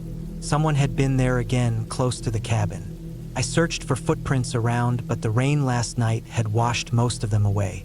Still, I couldn't shake the feeling I was being watched. I didn't want to panic, so I spent the day hiking deeper into the woods, trying to keep my mind busy. The forest grew thicker the farther I went. The dirt paths narrowed and twisted, and the sounds of birds seemed to vanish. The sun was filtered through the thick canopy, creating strange patterns of light and shadow on the ground. I collected some dry twigs and leaves, thinking I might need extra kindling. When I returned near dusk, the cabin looked the same at first glance, but then I noticed the front door was slightly ajar. I was sure I had locked it before leaving. My heart pounded. I stepped closer, careful not to make noise. Inside, nothing seemed out of place at first, but then I spotted small things. My backpack was open, some items scattered on the floor, footprints in the dirt just inside the doorway. I felt a cold wave of fear. Someone had been inside. I thought about calling the owner or the local ranger station, but there was no phone signal here. I was alone. I spent the night in the cabin, holding a large kitchen knife I found in the drawer. I stayed awake most of the night, listening to every noise. Outside, I heard footsteps moving around the cabin, low rustling sounds. I didn't dare look outside. I kept the fire going, hoping the light and warmth would keep me safe. By morning, the footsteps had stopped. The forest was quiet again, almost too quiet. I knew I had to leave soon. Staying here alone was dangerous, but the dirt road was far, and I didn't have enough gas in the truck to make a quick escape. I packed my things quickly, taking only essentials and the knife. I left the cabin quietly, avoiding the areas where I had seen footprints. The forest felt different now, heavier, darker, as if the trees themselves were watching me. About halfway down the dirt road, I heard something behind me, a branch snapping, footsteps following at a distance. Quickened my pace, heart racing. I didn't dare look back. The road was narrow, lined with thick bushes and trees, and the fading light made shadows dance. Suddenly, a figure stepped out from the trees ahead, blocking the road. I froze. The figure was tall, wearing dark clothes, face hidden under a hood. They didn't say anything, just stood there. I didn't know what to do. I remembered the knife in my pocket, but didn't want to use it unless absolutely necessary. The figure didn't move or speak. After a long moment, I stepped around them, keeping my eyes fixed on their feet, ready to run if needed. I ran the rest of the way to my truck, threw my bags inside, and started the engine. The figure stayed in place, watching me leave. On the drive back to the nearest town, my hands shook on the wheel. I called the local police as soon as I had signal and reported the break-in and the stranger. They said they would send officers to check the cabin and the area. The police found footprints around the cabin. Someone had been living rough nearby, watching the place. They suspected the stranger might have been a local drifter or an escaped prisoner. The forest had its dangers beyond wild animals. I never went back to that cabin. The experience stayed with me. The silence that wasn't empty, the feeling of being watched, and the stark reality that in the wilderness, people can be the scariest part.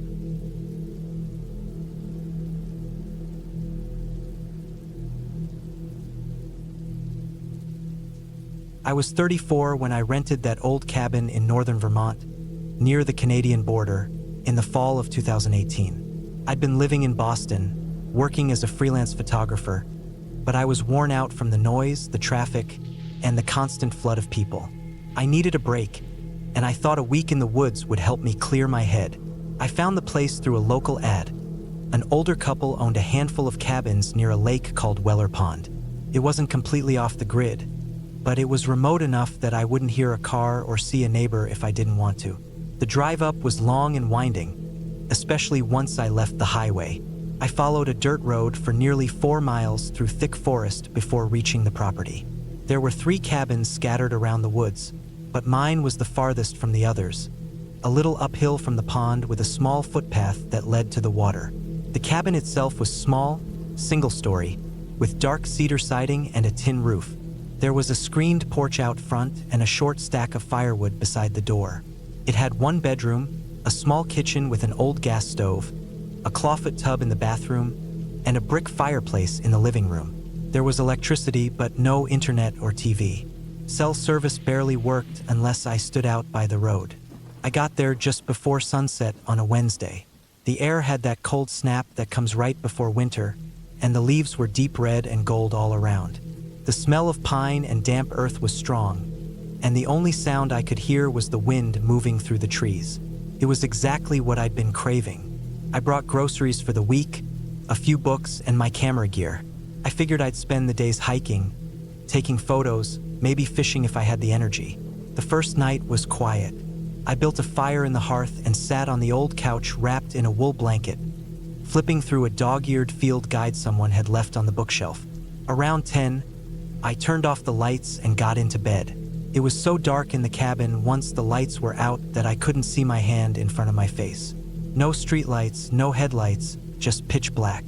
I slept like a rock. The second day, I walked along the pond and shot a few pictures of the trees reflecting in the water. The air was completely still, and not a single ripple moved on the surface of the lake. I didn't see a single person, and by the time I got back to the cabin in the late afternoon, I realized I hadn't said a word out loud all day. That night, I made pasta on the gas stove and sat outside on the porch with a mug of tea, watching the stars come out. The night was colder than the last, and I could hear the groaning of the trees as they swayed in the wind. I started noticing how different the sounds were out there, how far sound carried, how the crack of a branch somewhere in the woods could seem so much closer than it actually was. That night, I woke up around 2:30 in the morning. Something had jolted me out of a deep sleep, but I wasn't sure what. I sat up and listened. It wasn't the wind that had died down. There were no cars, no planes overhead, no insects, just silence. Then I heard it. Something light, like a shuffling sound, came from the front of the cabin, near the porch. It didn't sound like an animal. It was too slow, too deliberate. I froze, sitting up in bed, barely breathing. I didn't have a weapon, just a heavy flashlight on the nightstand. I got up as quietly as I could and moved to the front room, stepping carefully so the floorboards wouldn't creak. I looked out through the window beside the door but couldn't see anything. The porch light was off, and I hadn't left any lights on outside. After a while, I convinced myself it might have been a raccoon or maybe a branch falling. I stood there for a good 10 minutes before going back to bed. I didn't sleep much the rest of the night. The next morning, I went out onto the porch and looked around. The firewood stack looked untouched, nothing out of place. I checked the dirt around the cabin but didn't see any tracks. I told myself I was just on edge from being alone in the woods. Everything seems like a threat when you're out of your comfort zone. I tried to shake it off and went for a longer hike that day, up a trail that led toward a ridge above the pond. I took photos, ate a sandwich I'd packed, and stayed out until the sun started going down. When I got back, I noticed something strange. The doormat inside the front door was turned sideways. I always straighten things like that. It's a habit I've had since I was a kid. I didn't remember bumping into it. It looked like someone had opened the door and brushed it with their foot. I walked through the cabin slowly, checking each room. The place was small, so it didn't take long, but I still felt something cold crawl over me as I checked the bathroom and the tiny closet in the bedroom. Nothing seemed taken, nothing out of place. Still, I couldn't shake the feeling that someone had been inside. That night, I pushed a chair under the doorknob and wedged a broomstick across the window latch in the kitchen. I didn't sleep much, and every creak of the old wood sounded louder than before. Around 4 a.m., I heard what sounded like footsteps moving through the leaves behind the cabin. I didn't look out the window, I just lay still, barely breathing. Eventually, the sound faded. The next day, I thought about leaving early, but I kept trying to convince myself I was just being paranoid. The place was remote, sure, but I hadn't seen any real proof of anything. Still, I spent most of that day inside. I kept checking the window every few minutes, and every sound outside made me jump. Around mid-afternoon, I walked down the hill toward the pond, needing to move around. I followed the edge of the water, kicking through leaves and trying to clear my head. That's when I saw it. Across the pond, near the tree line, something was hanging from a branch. I walked around to get a closer look. It was a trail camera, the kind you strap to a tree to catch photos of wildlife. But it was pointed at the cabin. It was strapped about 10 feet off the ground, which meant whoever put it there had to use a ladder. It wasn't hidden, just slightly above eye level. I stared at it for a while, trying to figure out if it had been there all along and I just missed it. I hiked back to the cabin and locked the door behind me. That night, I didn't sleep at all. I sat in the front room with the flashlight and a kitchen knife, waiting for something to happen. Around midnight, I heard movement again. Slow, deliberate steps through dry leaves. They circled the cabin. I heard them crunching on the far side, then near the back door. I didn't dare turn on any lights. The footsteps stopped for a long time. Then I heard what sounded like something brushing against the wall. I sat in the dark, heart racing, until dawn started to break and the sounds stopped.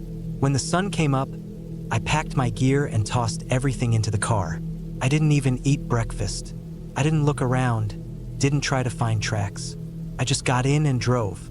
When I reached the paved road and finally got cell service again, I called the owners and told them I was leaving early. I didn't go into details. A few days later, back in Boston, I checked the photos on my camera. There were pictures I didn't remember taking. Blurry ones from inside the cabin. One looked like it had been shot from the foot of the bed, facing me while I slept. My heart dropped. I know I didn't take those.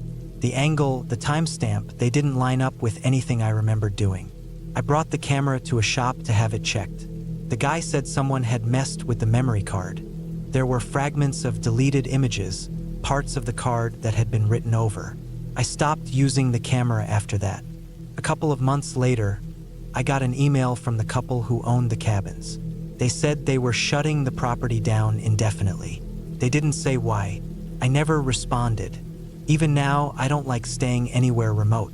I haven't gone camping or rented another cabin since.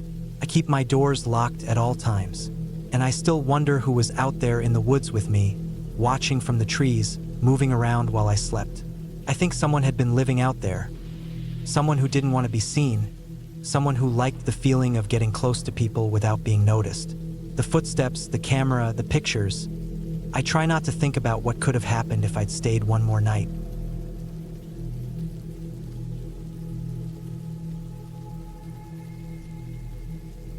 I was 32 when I rented the cabin in the mountains of northern Vermont. It was the fall of 2021. I had just left my job at a mid-sized marketing firm in Boston. I didn't hate the job, but I hated the routine, commuting in dark mornings, eating lunch at my desk, sitting in meetings that went nowhere. I felt drained all the time, like my days were just passing without meaning.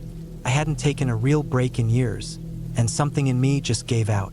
I gave my notice, sold most of what I didn't need, and went looking for quiet.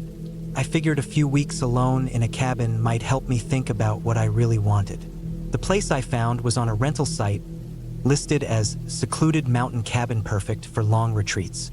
It was near a town called Barnston, which wasn't even on most maps. The cabin itself was about 7 miles outside of town, up a gravel road that snaked through the woods and climbed into the foothills. It had 2 bedrooms, a wood stove, no internet, and only spotty cell reception. That sounded perfect to me. I booked it for 6 weeks. When I got there, the owner wasn't around.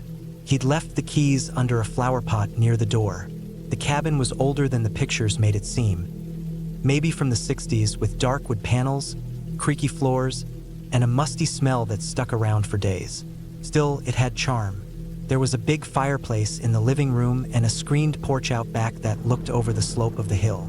No neighbors, no traffic sounds, just trees and wind. The first week was calm. I slept late, made simple meals, read old paperbacks I hadn't touched in years. I hiked a few nearby trails and came back tired and dirty but satisfied. At night, I'd sit on the porch and listen to the woods.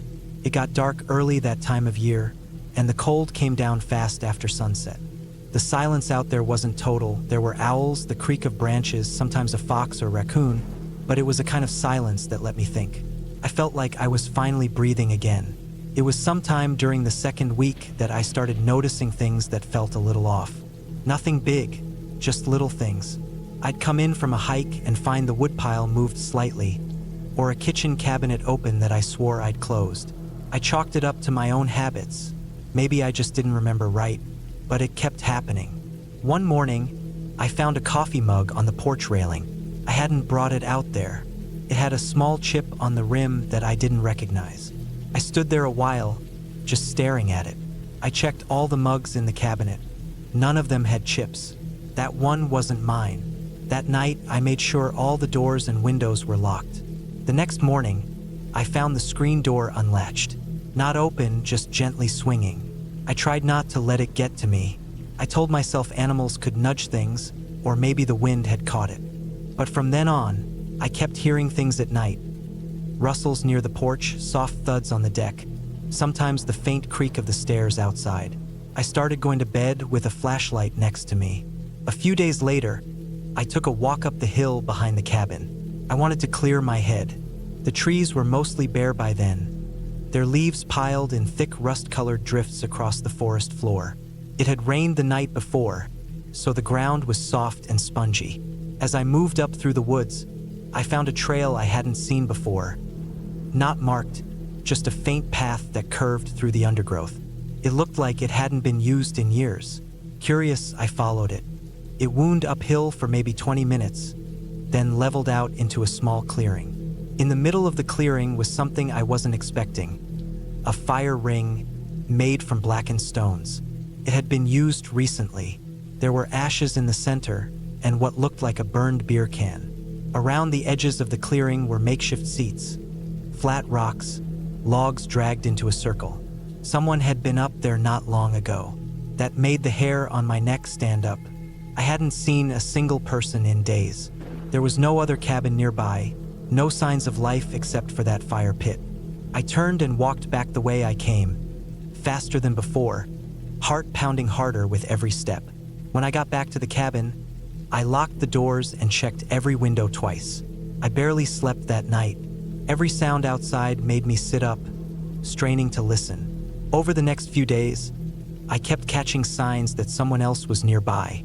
One morning, I found fresh footprints in the dirt near the back porch, bare footprints, adult-sized. The toes were spread wide like the person had been walking slowly. The prints stopped just short of the steps, then turned and vanished into the woods. The air felt heavy after that, like something was watching. I started keeping a kitchen knife next to my bed. A few times, I thought I saw movement through the trees during the day. A shape ducking between trunks, a flicker of motion just beyond sight. But whenever I looked hard, there was nothing. It made me doubt myself. I wasn't drinking. I wasn't on anything. But the sense that I wasn't alone out there kept getting stronger. I began to feel like I was being watched all the time, even during the day. One night, I was brushing my teeth in the bathroom when I heard a slow, deliberate thump on the porch. Not an animal, not wind, a footstep. I turned off the light and stood completely still. Another thump, closer to the door this time. Then silence. I stood in the dark for what felt like an hour, heart hammering, listening. I never heard the door open. I never heard retreating steps. Eventually, I went to bed fully clothed, knife under the pillow. The next morning, I found scratches on the porch railing, long, thin marks, like someone had dragged a blade or nail along the wood. I checked all the doors again. No signs of forced entry. I didn't have any cameras, no way to catch who or what was doing it. I started thinking maybe I should leave early, even if I lost the deposit. But something in me didn't want to run. I felt like leaving would be giving in to fear, and I didn't want to be that kind of person. Still, I couldn't take the sense of unease anymore, so I made a plan. That night, I moved a chair into the dark corner of the living room, next to the front window. I turned off all the lights and sat quietly, waiting. I kept the flashlight off, letting my eyes adjust to the dark. Around midnight, I saw it, movement at the edge of the yard, a figure slowly approaching the cabin, not running, just walking carefully, stopped at the porch, then crouched. I couldn't see its face, but it stayed there for a long time, unmoving. Then it stood and walked away, back into the trees.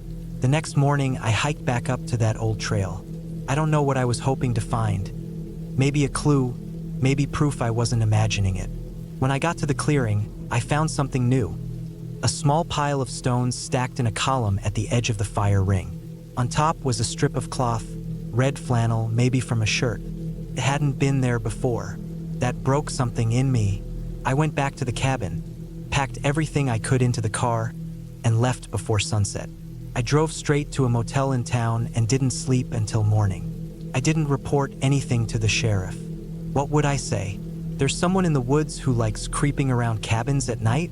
I didn't go back to the cabin to finish the stay. The owner never contacted me, and I never contacted him. I left a review that just said, "Secluded, peaceful. Be prepared for wildlife." Months later, I looked up the area again, just out of curiosity. I found an old news article from 2003, barely a few paragraphs. A man had gone missing hiking in the hills near Barnston. His body was never found. They closed the case after a few months. No leads, just gone. The article included a photo. The man was wearing a red flannel shirt. I haven't gone camping since. I live in a small apartment now, on the 5th floor of a busy building in Providence. I hear my neighbors through the walls. I hear sirens outside every night. I keep a baseball bat under the bed, but I've never had to use it. Sometimes I think back to that cabin and wonder who was out there. Someone living off the grid? Someone who didn't want to be found? Or maybe someone who liked being seen, just not too clearly. I don't know, but I know I wasn't imagining it. I saw the footprints. I heard the steps. I saw the figure crouch on my porch. And that's enough for me. That trip taught me something. Some places aren't empty. Some silences are full. And when you go looking for peace and quiet, you should be sure you're not walking into someone else's territory. I haven't been back to Vermont.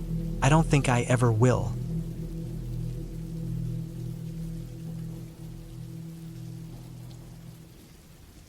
It was the summer of 2017 when I decided to take a break from everything.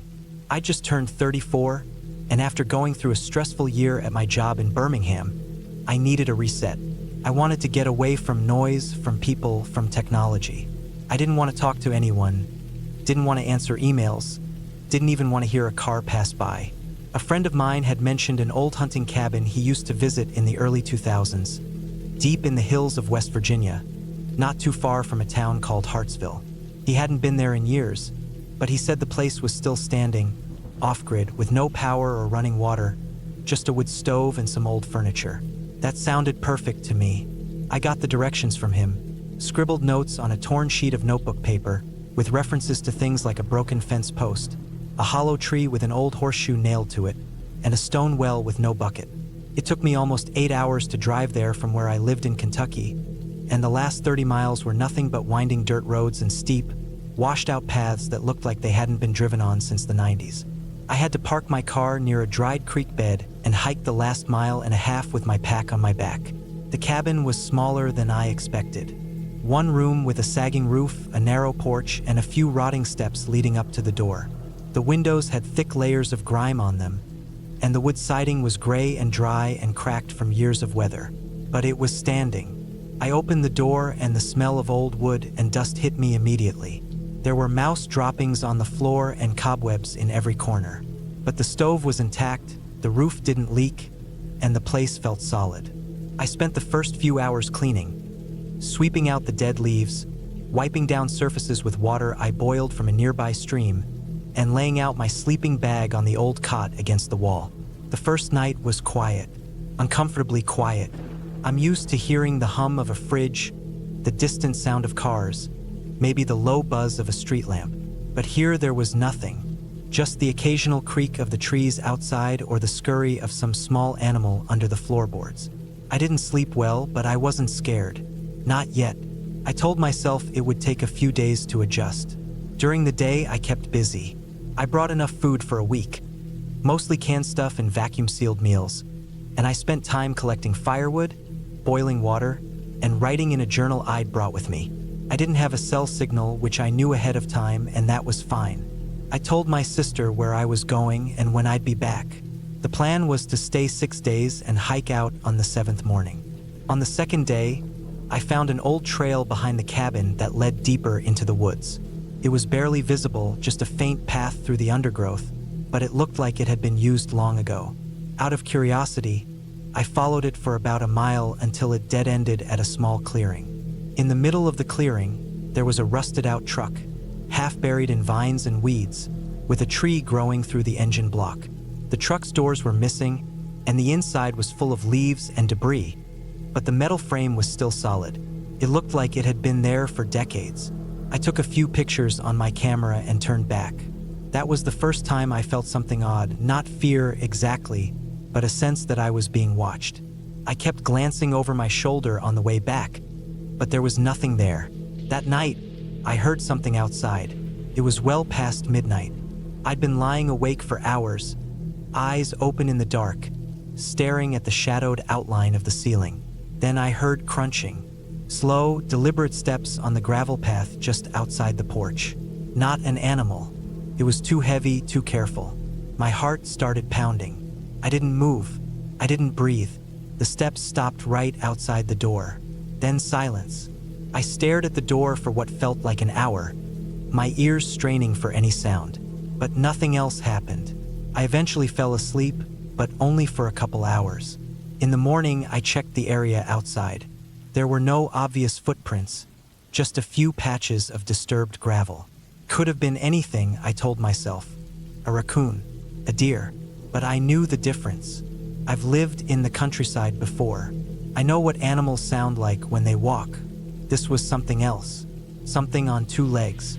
I considered hiking out early, but I told myself I was being paranoid. That's what isolation does. It messes with your senses.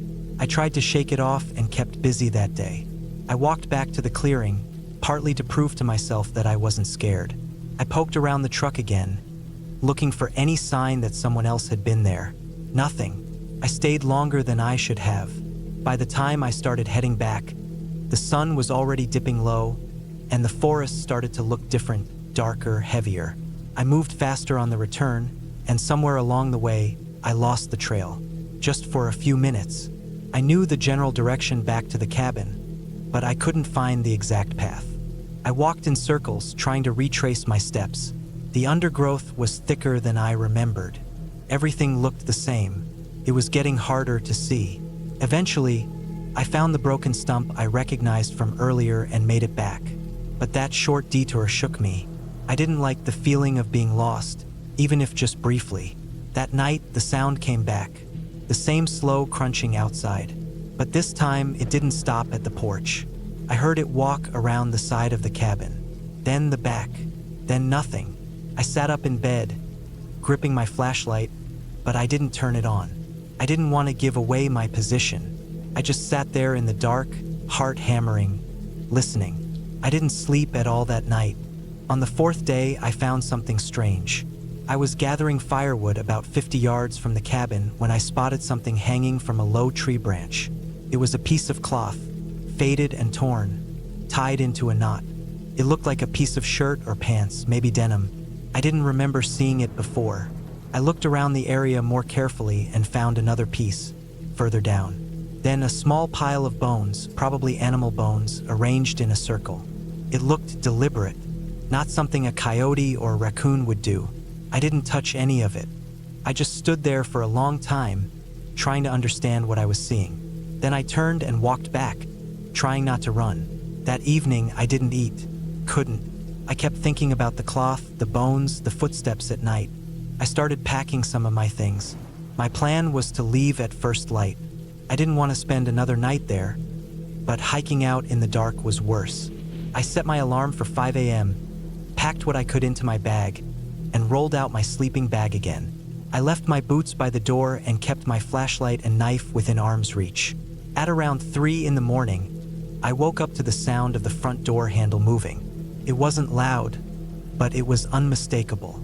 A slow turn, then a slight rattle. My blood froze. I didn't move. I just stared at the door. The handle moved again, just slightly. Then silence. Then a few minutes later, I heard footsteps again. This time, they didn't walk away. They stopped directly outside the wall near where I was lying.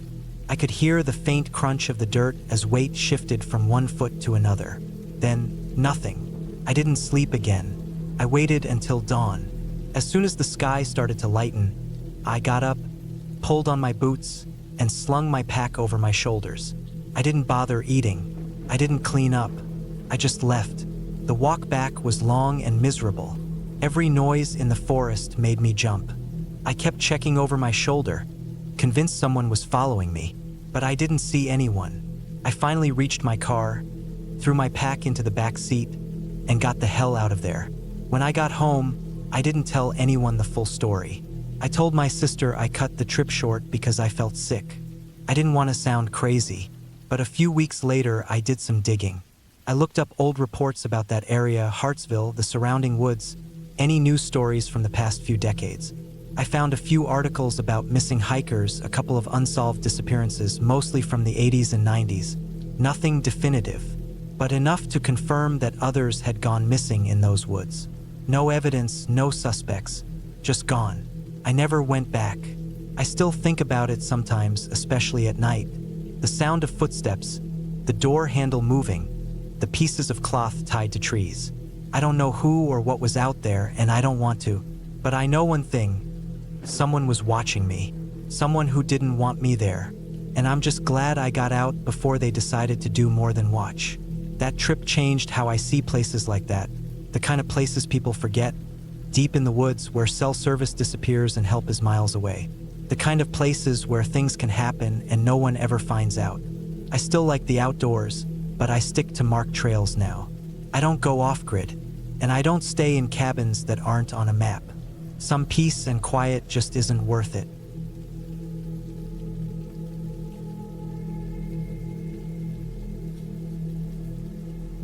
It was the spring of 1998 when I decided to take a break from the city life that had been weighing me down for years. I was 29 then, tired of the endless noise, the crowded streets, and the constant pressure at my office job in Minneapolis. I wanted something different, something quiet, simple, and far away from people. That's why I chose a small cabin deep in the woods of northern Minnesota, about 50 miles from the nearest town, tucked between tall pines and rough, rocky hills. The cabin was old, built sometime in the 1940s, made of dark, weathered logs, with a stone chimney on one side and a small porch out front. It wasn't fancy. No running water, no electricity, just a wood stove for heat and a well nearby for water. I rented it for 2 weeks, telling myself it would be a good time to clear my head, read some books, maybe do a bit of fishing in the lake a mile down the dirt road. The idea of being completely alone, with no phone signal and no internet, scared me a little but also excited me. I packed my gear carefully, took my old pickup, and drove out there. The last 10 miles were on a gravel road, bumpy and winding. When I finally pulled up, the sun was setting, casting a golden glow over the forest. The smell of pine and damp earth hit me immediately. The cabin looked even smaller than I imagined, surrounded by towering trees that swayed gently in the breeze.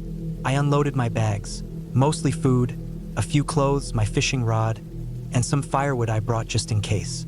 I noticed the place was quiet in a way that felt strange, almost too quiet.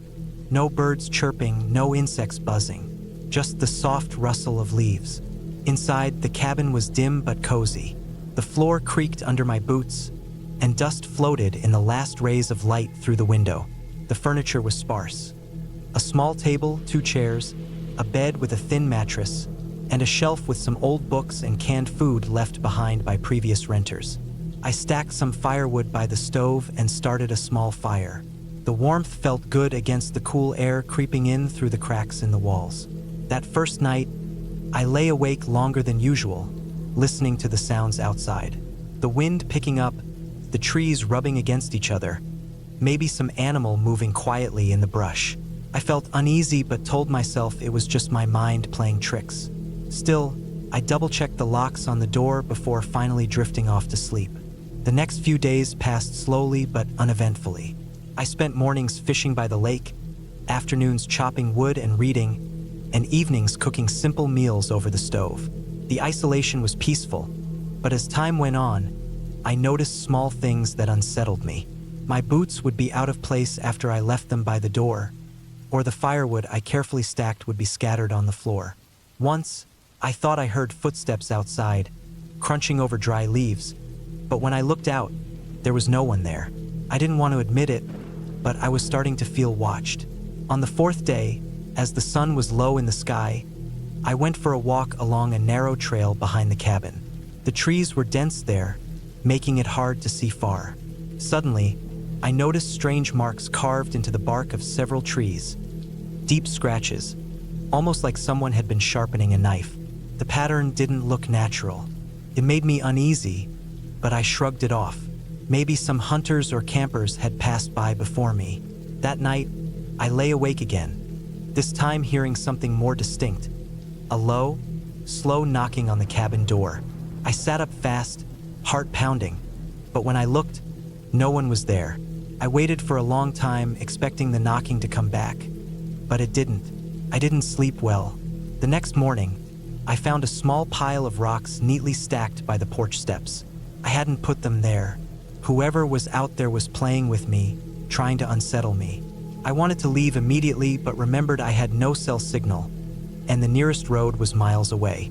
I was stuck. That day, I kept the windows and door locked, only going outside to get water from the well.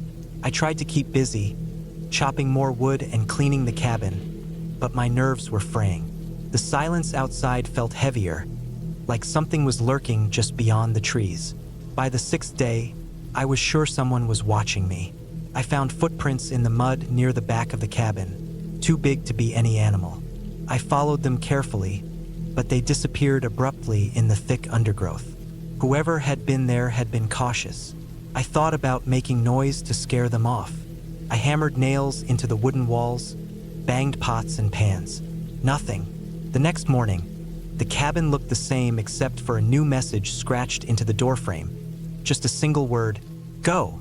My blood ran cold. I had never felt this scared before. I thought about calling the police, but I still had no signal, and the nearest town was too far to walk. I packed my bags hurriedly, deciding to leave at first light. That night was the worst. The knocking returned, this time louder and more frantic. It went on for hours.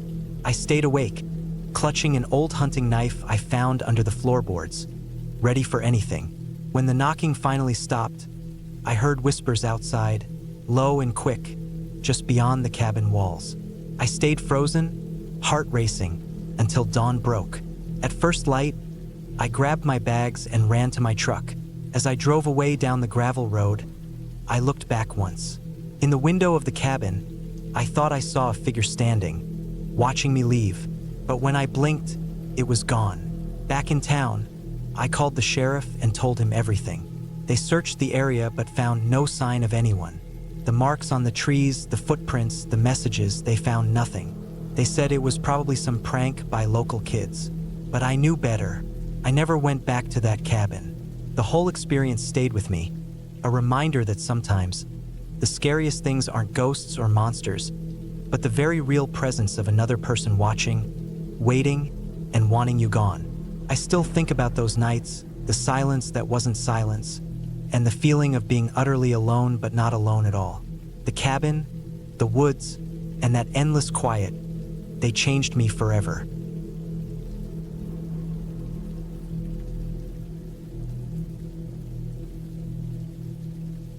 It was the spring of 2017 when I decided to take a short break from everything and spend a few days in a remote cabin deep in the Black Hills of South Dakota. I had found the place through a small listing on a local site that specialized in private rentals. Nothing too fancy.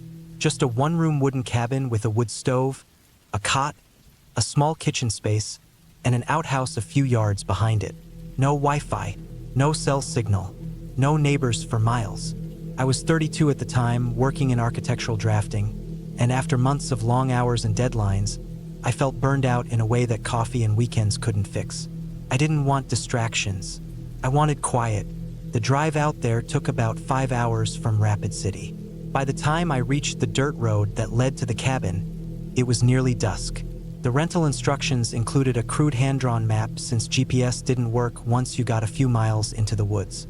That road was rough, just 2 tire tracks worn into the earth with grass growing tall between them. I had rented a beat-up Subaru for the trip, and even with its all-wheel drive, the car bounced and rattled as I eased over potholes and branches. The cabin was more isolated than I'd imagined. It sat in a narrow clearing surrounded by tall pine trees, their tops swaying in the wind, casting long shadows across the front porch. The place was smaller than it looked in the photos, maybe 20 feet by 15, but sturdy.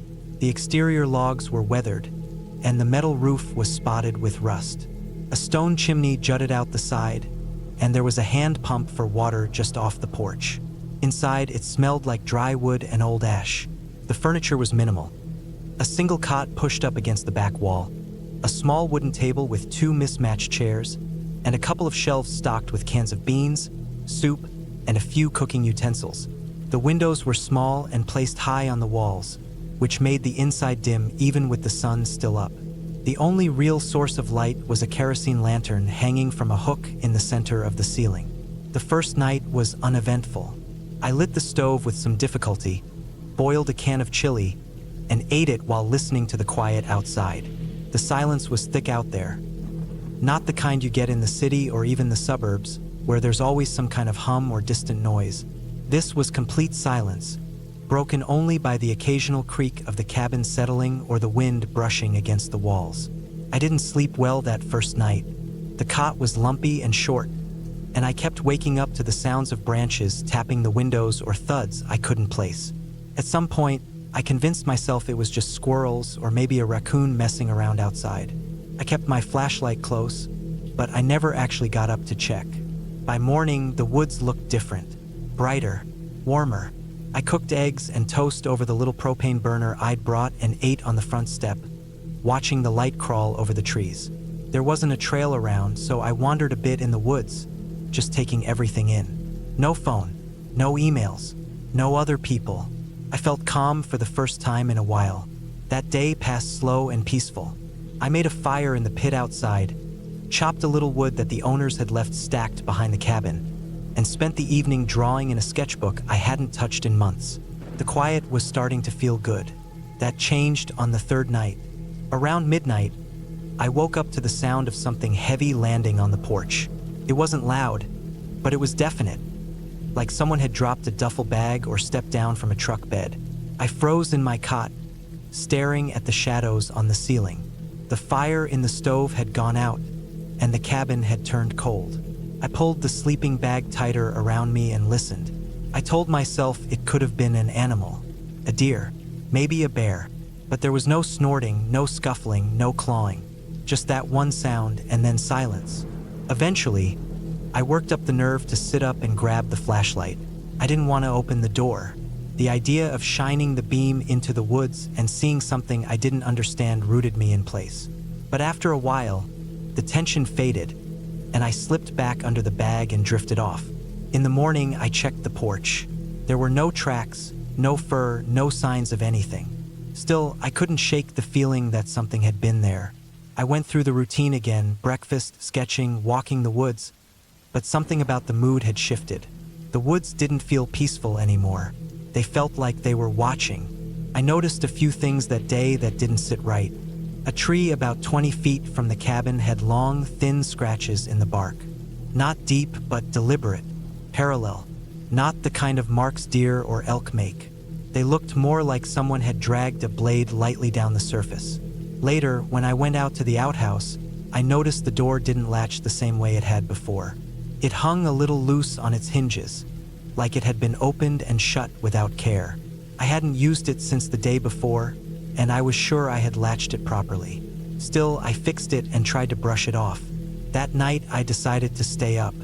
I left the kerosene lantern burning low and sat at the little table with a thermos of coffee, listening. Around 2 in the morning, I heard it again, something moving outside, but not close, just on the edge of the woods. I turned the lantern down and held my breath. Whatever it was moved slowly, with a rhythm that didn't sound like an animal. Stopped for a long while, then started again, closer this time. I didn't sleep at all that night. When the sun came up, I was outside immediately, circling the cabin. Again, nothing. No prints, no marks. But this time, something had changed. The axe I'd left buried in the chopping block was gone. The block was still there. The split wood was still stacked neatly, but the axe was missing. That was the moment things started to feel real. Not imagined, not paranoia. Something or someone was out there. I searched around the area and found nothing. No broken branches, no dropped items. The woods were still. I considered packing up and leaving, but I hadn't seen anyone, and there was always the chance that I'd left the axe somewhere else, even if I was sure I hadn't. I told myself I'd go one more night and head out first thing the next morning. I spent the rest of the day on edge, checking over my shoulder and keeping the cabin door shut tight. I didn't go into the woods. I didn't sketch. I just waited. That night was cold and tense. I didn't turn off the lantern. I sat by the stove, listening to the wind rattle the tin roof and waiting for the inevitable. Around 3, I heard movement again, closer this time. Steady, careful steps across the porch. Then a low creak of the floorboards. The doorknob turned. I stood frozen, watching it rotate just a little, not enough to open, then stop. Whoever was out there didn't knock, didn't speak, didn't try to force the door. They just tried the handle, then waited. I didn't move. I didn't breathe. The handle stayed still for what felt like an hour. Then footsteps retreated slowly down the steps. I didn't sleep. I didn't even blink. By the time morning came, I was packed and gone within 10 minutes. I didn't eat. I didn't look back. I drove that Subaru like it was on fire, jostling hard over the dirt road until I hit pavement and cell signal. I didn't stop until I reached the edge of Rapid City, pulled into a gas station, and sat there for half an hour before I could get myself to speak to anyone. I called the owner of the cabin that afternoon and told him what happened. He didn't sound surprised, just quiet. He said the cabin had been broken into once before, tools stolen, nothing else. No signs of forced entry. They'd blamed hunters, but after I told him about the axe, the noises, the doorknob, he didn't argue. Just said he'd check it out and thanked me for letting him know. I never heard from him again. I never went back. Weeks later, I read an article in a local paper about a missing hiker not far from that area. Disappeared while camping solo. No signs of foul play. Tent still standing. Food untouched. Just gone. I tried not to make connections, but the timeline made sense. The location wasn't far. I don't know if it was the same person who came to my cabin, but I can't stop thinking about what would have happened if I hadn't locked the door that night, or if I had fallen asleep. I kept the sketchbook from that trip. The drawings aren't anything special, just trees, shadows, bits of the cabin. But in a few of them, toward the end, I started drawing a figure I don't remember seeing. Just a shape between the trees, always in the same spot, always watching. I didn't mean to draw it. I think some part of me knew something was out there before I did. Something quiet, patient, not a ghost or monster, just a man. And that's what stays with me. It wasn't supernatural. It wasn't fantasy. It was real. It was human. And that makes it worse. I moved later that year, changed jobs, switched cities. I still go camping, but never alone, and never that deep. Some places aren't meant for people to stay in too long, not because of what's in the woods, but because of who.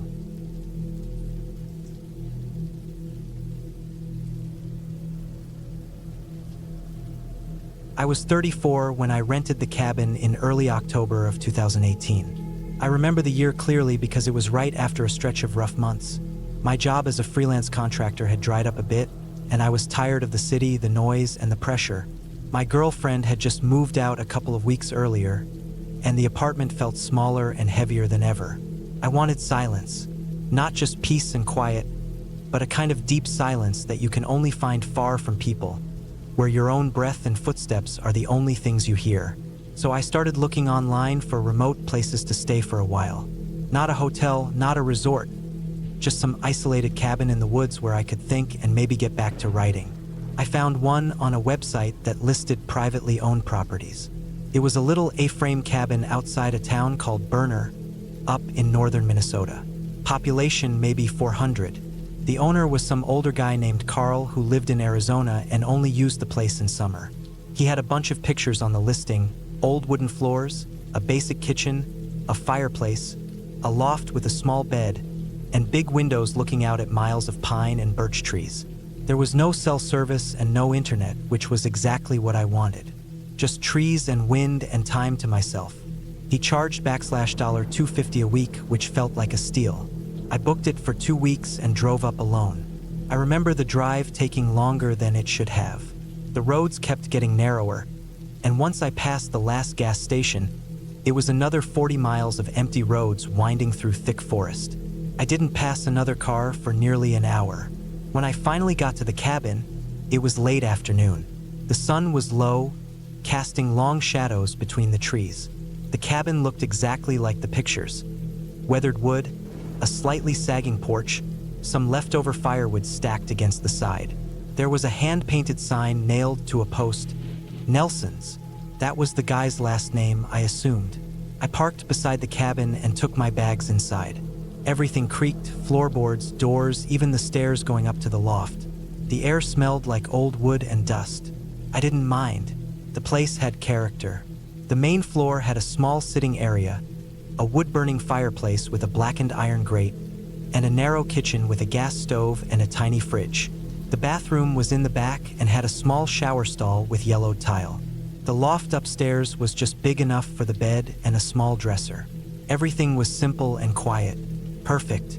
I spent the first day unpacking and settling in. I brought enough food to last the whole stay: canned goods, dry stuff, a small cooler of perishables. I didn't want to have to drive back out. That evening, I sat on the porch with a beer and watched the light fade through the trees. It was colder than I expected, especially after dark. The wind moved through the trees in waves, and the only other sound was the occasional rustle of something small moving in the underbrush. The first few days were good. I went for walks along the overgrown trails behind the cabin. I cooked simple meals, wrote a little in a notebook I brought, and read from a stack of paperbacks I'd been meaning to finish. The stillness of the place worked its way into me. I'd sleep long and deep and wake up feeling like I'd barely moved all night. I didn't feel lonely or scared. If anything, I felt better than I had in months. But around the 4th or 5th day, I started to notice little things. It started with small, almost stupid stuff. I'd come down in the morning and notice a kitchen drawer was open, even though I clearly remembered shutting it the night before. Or a chair would be slightly out of place. I told myself it was just me being distracted, or maybe I bumped something without noticing. But it kept happening. I left a can opener on the counter, came back after a walk, and it was in the drawer. One morning, the front door was unlocked. Even though I always double-checked it before bed, I started to get uneasy. Not scared exactly, just off. It was like the cabin didn't hold still. Every time I turned around, something felt slightly rearranged. I wasn't sure what to do about it. There was no one around for miles. The road leading to the cabin was barely more than a gravel path, and I hadn't seen another human being since I got there. I started locking the door every time I went out, even if it was just to chop firewood or pee in the trees. I checked the windows each night, made sure they were latched. Still, that feeling crept in, that maybe someone had been there while I was gone. That maybe someone was still there, watching from the woods. One night, I couldn't sleep.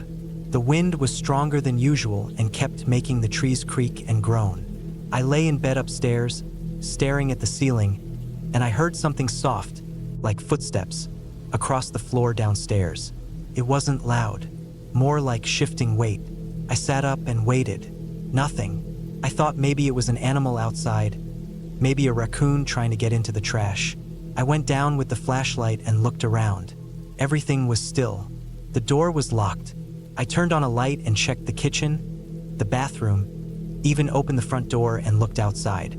I didn't see anything, but I didn't sleep well after that. The next morning, I found the back door, usually bolted shut, slightly ajar, just cracked. I never used that door. The bolt was unlocked. Even though I remembered sliding it into place days ago, I started checking every inch of the place. I looked behind the furniture, under the bed, inside the kitchen cabinets. I didn't find anything, but I started to feel like I was being watched. When I stepped outside, I kept turning around quickly, expecting to see someone duck behind a tree. I couldn't shake the thought that someone was living nearby, or worse, had gotten inside. That afternoon, I went around the cabin and looked for signs.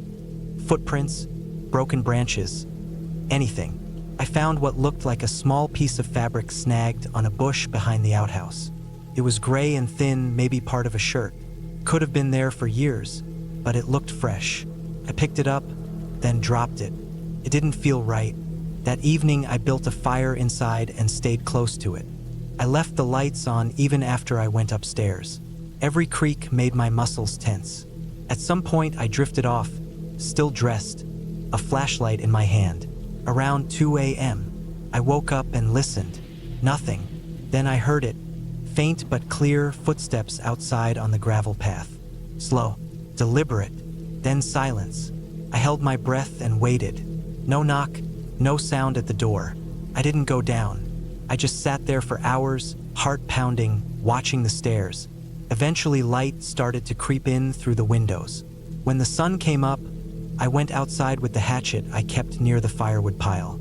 I checked around the cabin. I found the prints, boot treads, clearly fresh. They came from the trees, walked around the cabin once, then disappeared back into the woods. I couldn't tell where they went, but I knew then someone was out there. I decided I was done. I packed my stuff that morning and loaded the car, but when I turned the key, nothing happened. The engine didn't even try to turn over, just silence. I tried again and nothing. I popped the hood and looked inside, though I had no idea what I was doing. I didn't see anything obviously wrong, but one of the battery cables looked loose, like it had been pulled halfway off. I don't know if that could have happened on its own, but it didn't look right. I tightened it and tried again. Still nothing.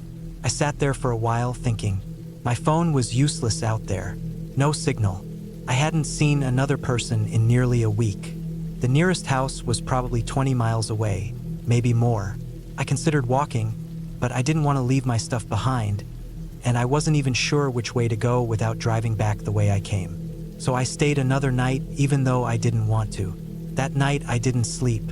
I sat in the chair near the fireplace with the flashlight and hatchet in my lap.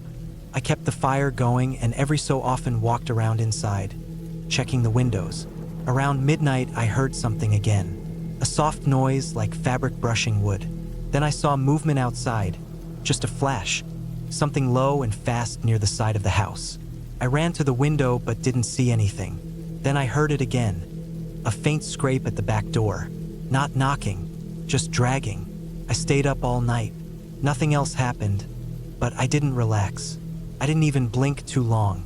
When the sun rose, I tried the car again. Same result. I had enough.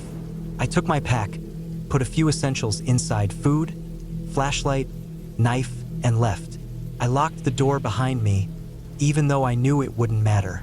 I followed the gravel road as best I could, hoping it would eventually bring me to a gas station or a main road. I walked for hours. I didn't see anyone, but I kept hearing things behind me. Twigs snapping, quick footsteps, but when I turned around, there was nothing.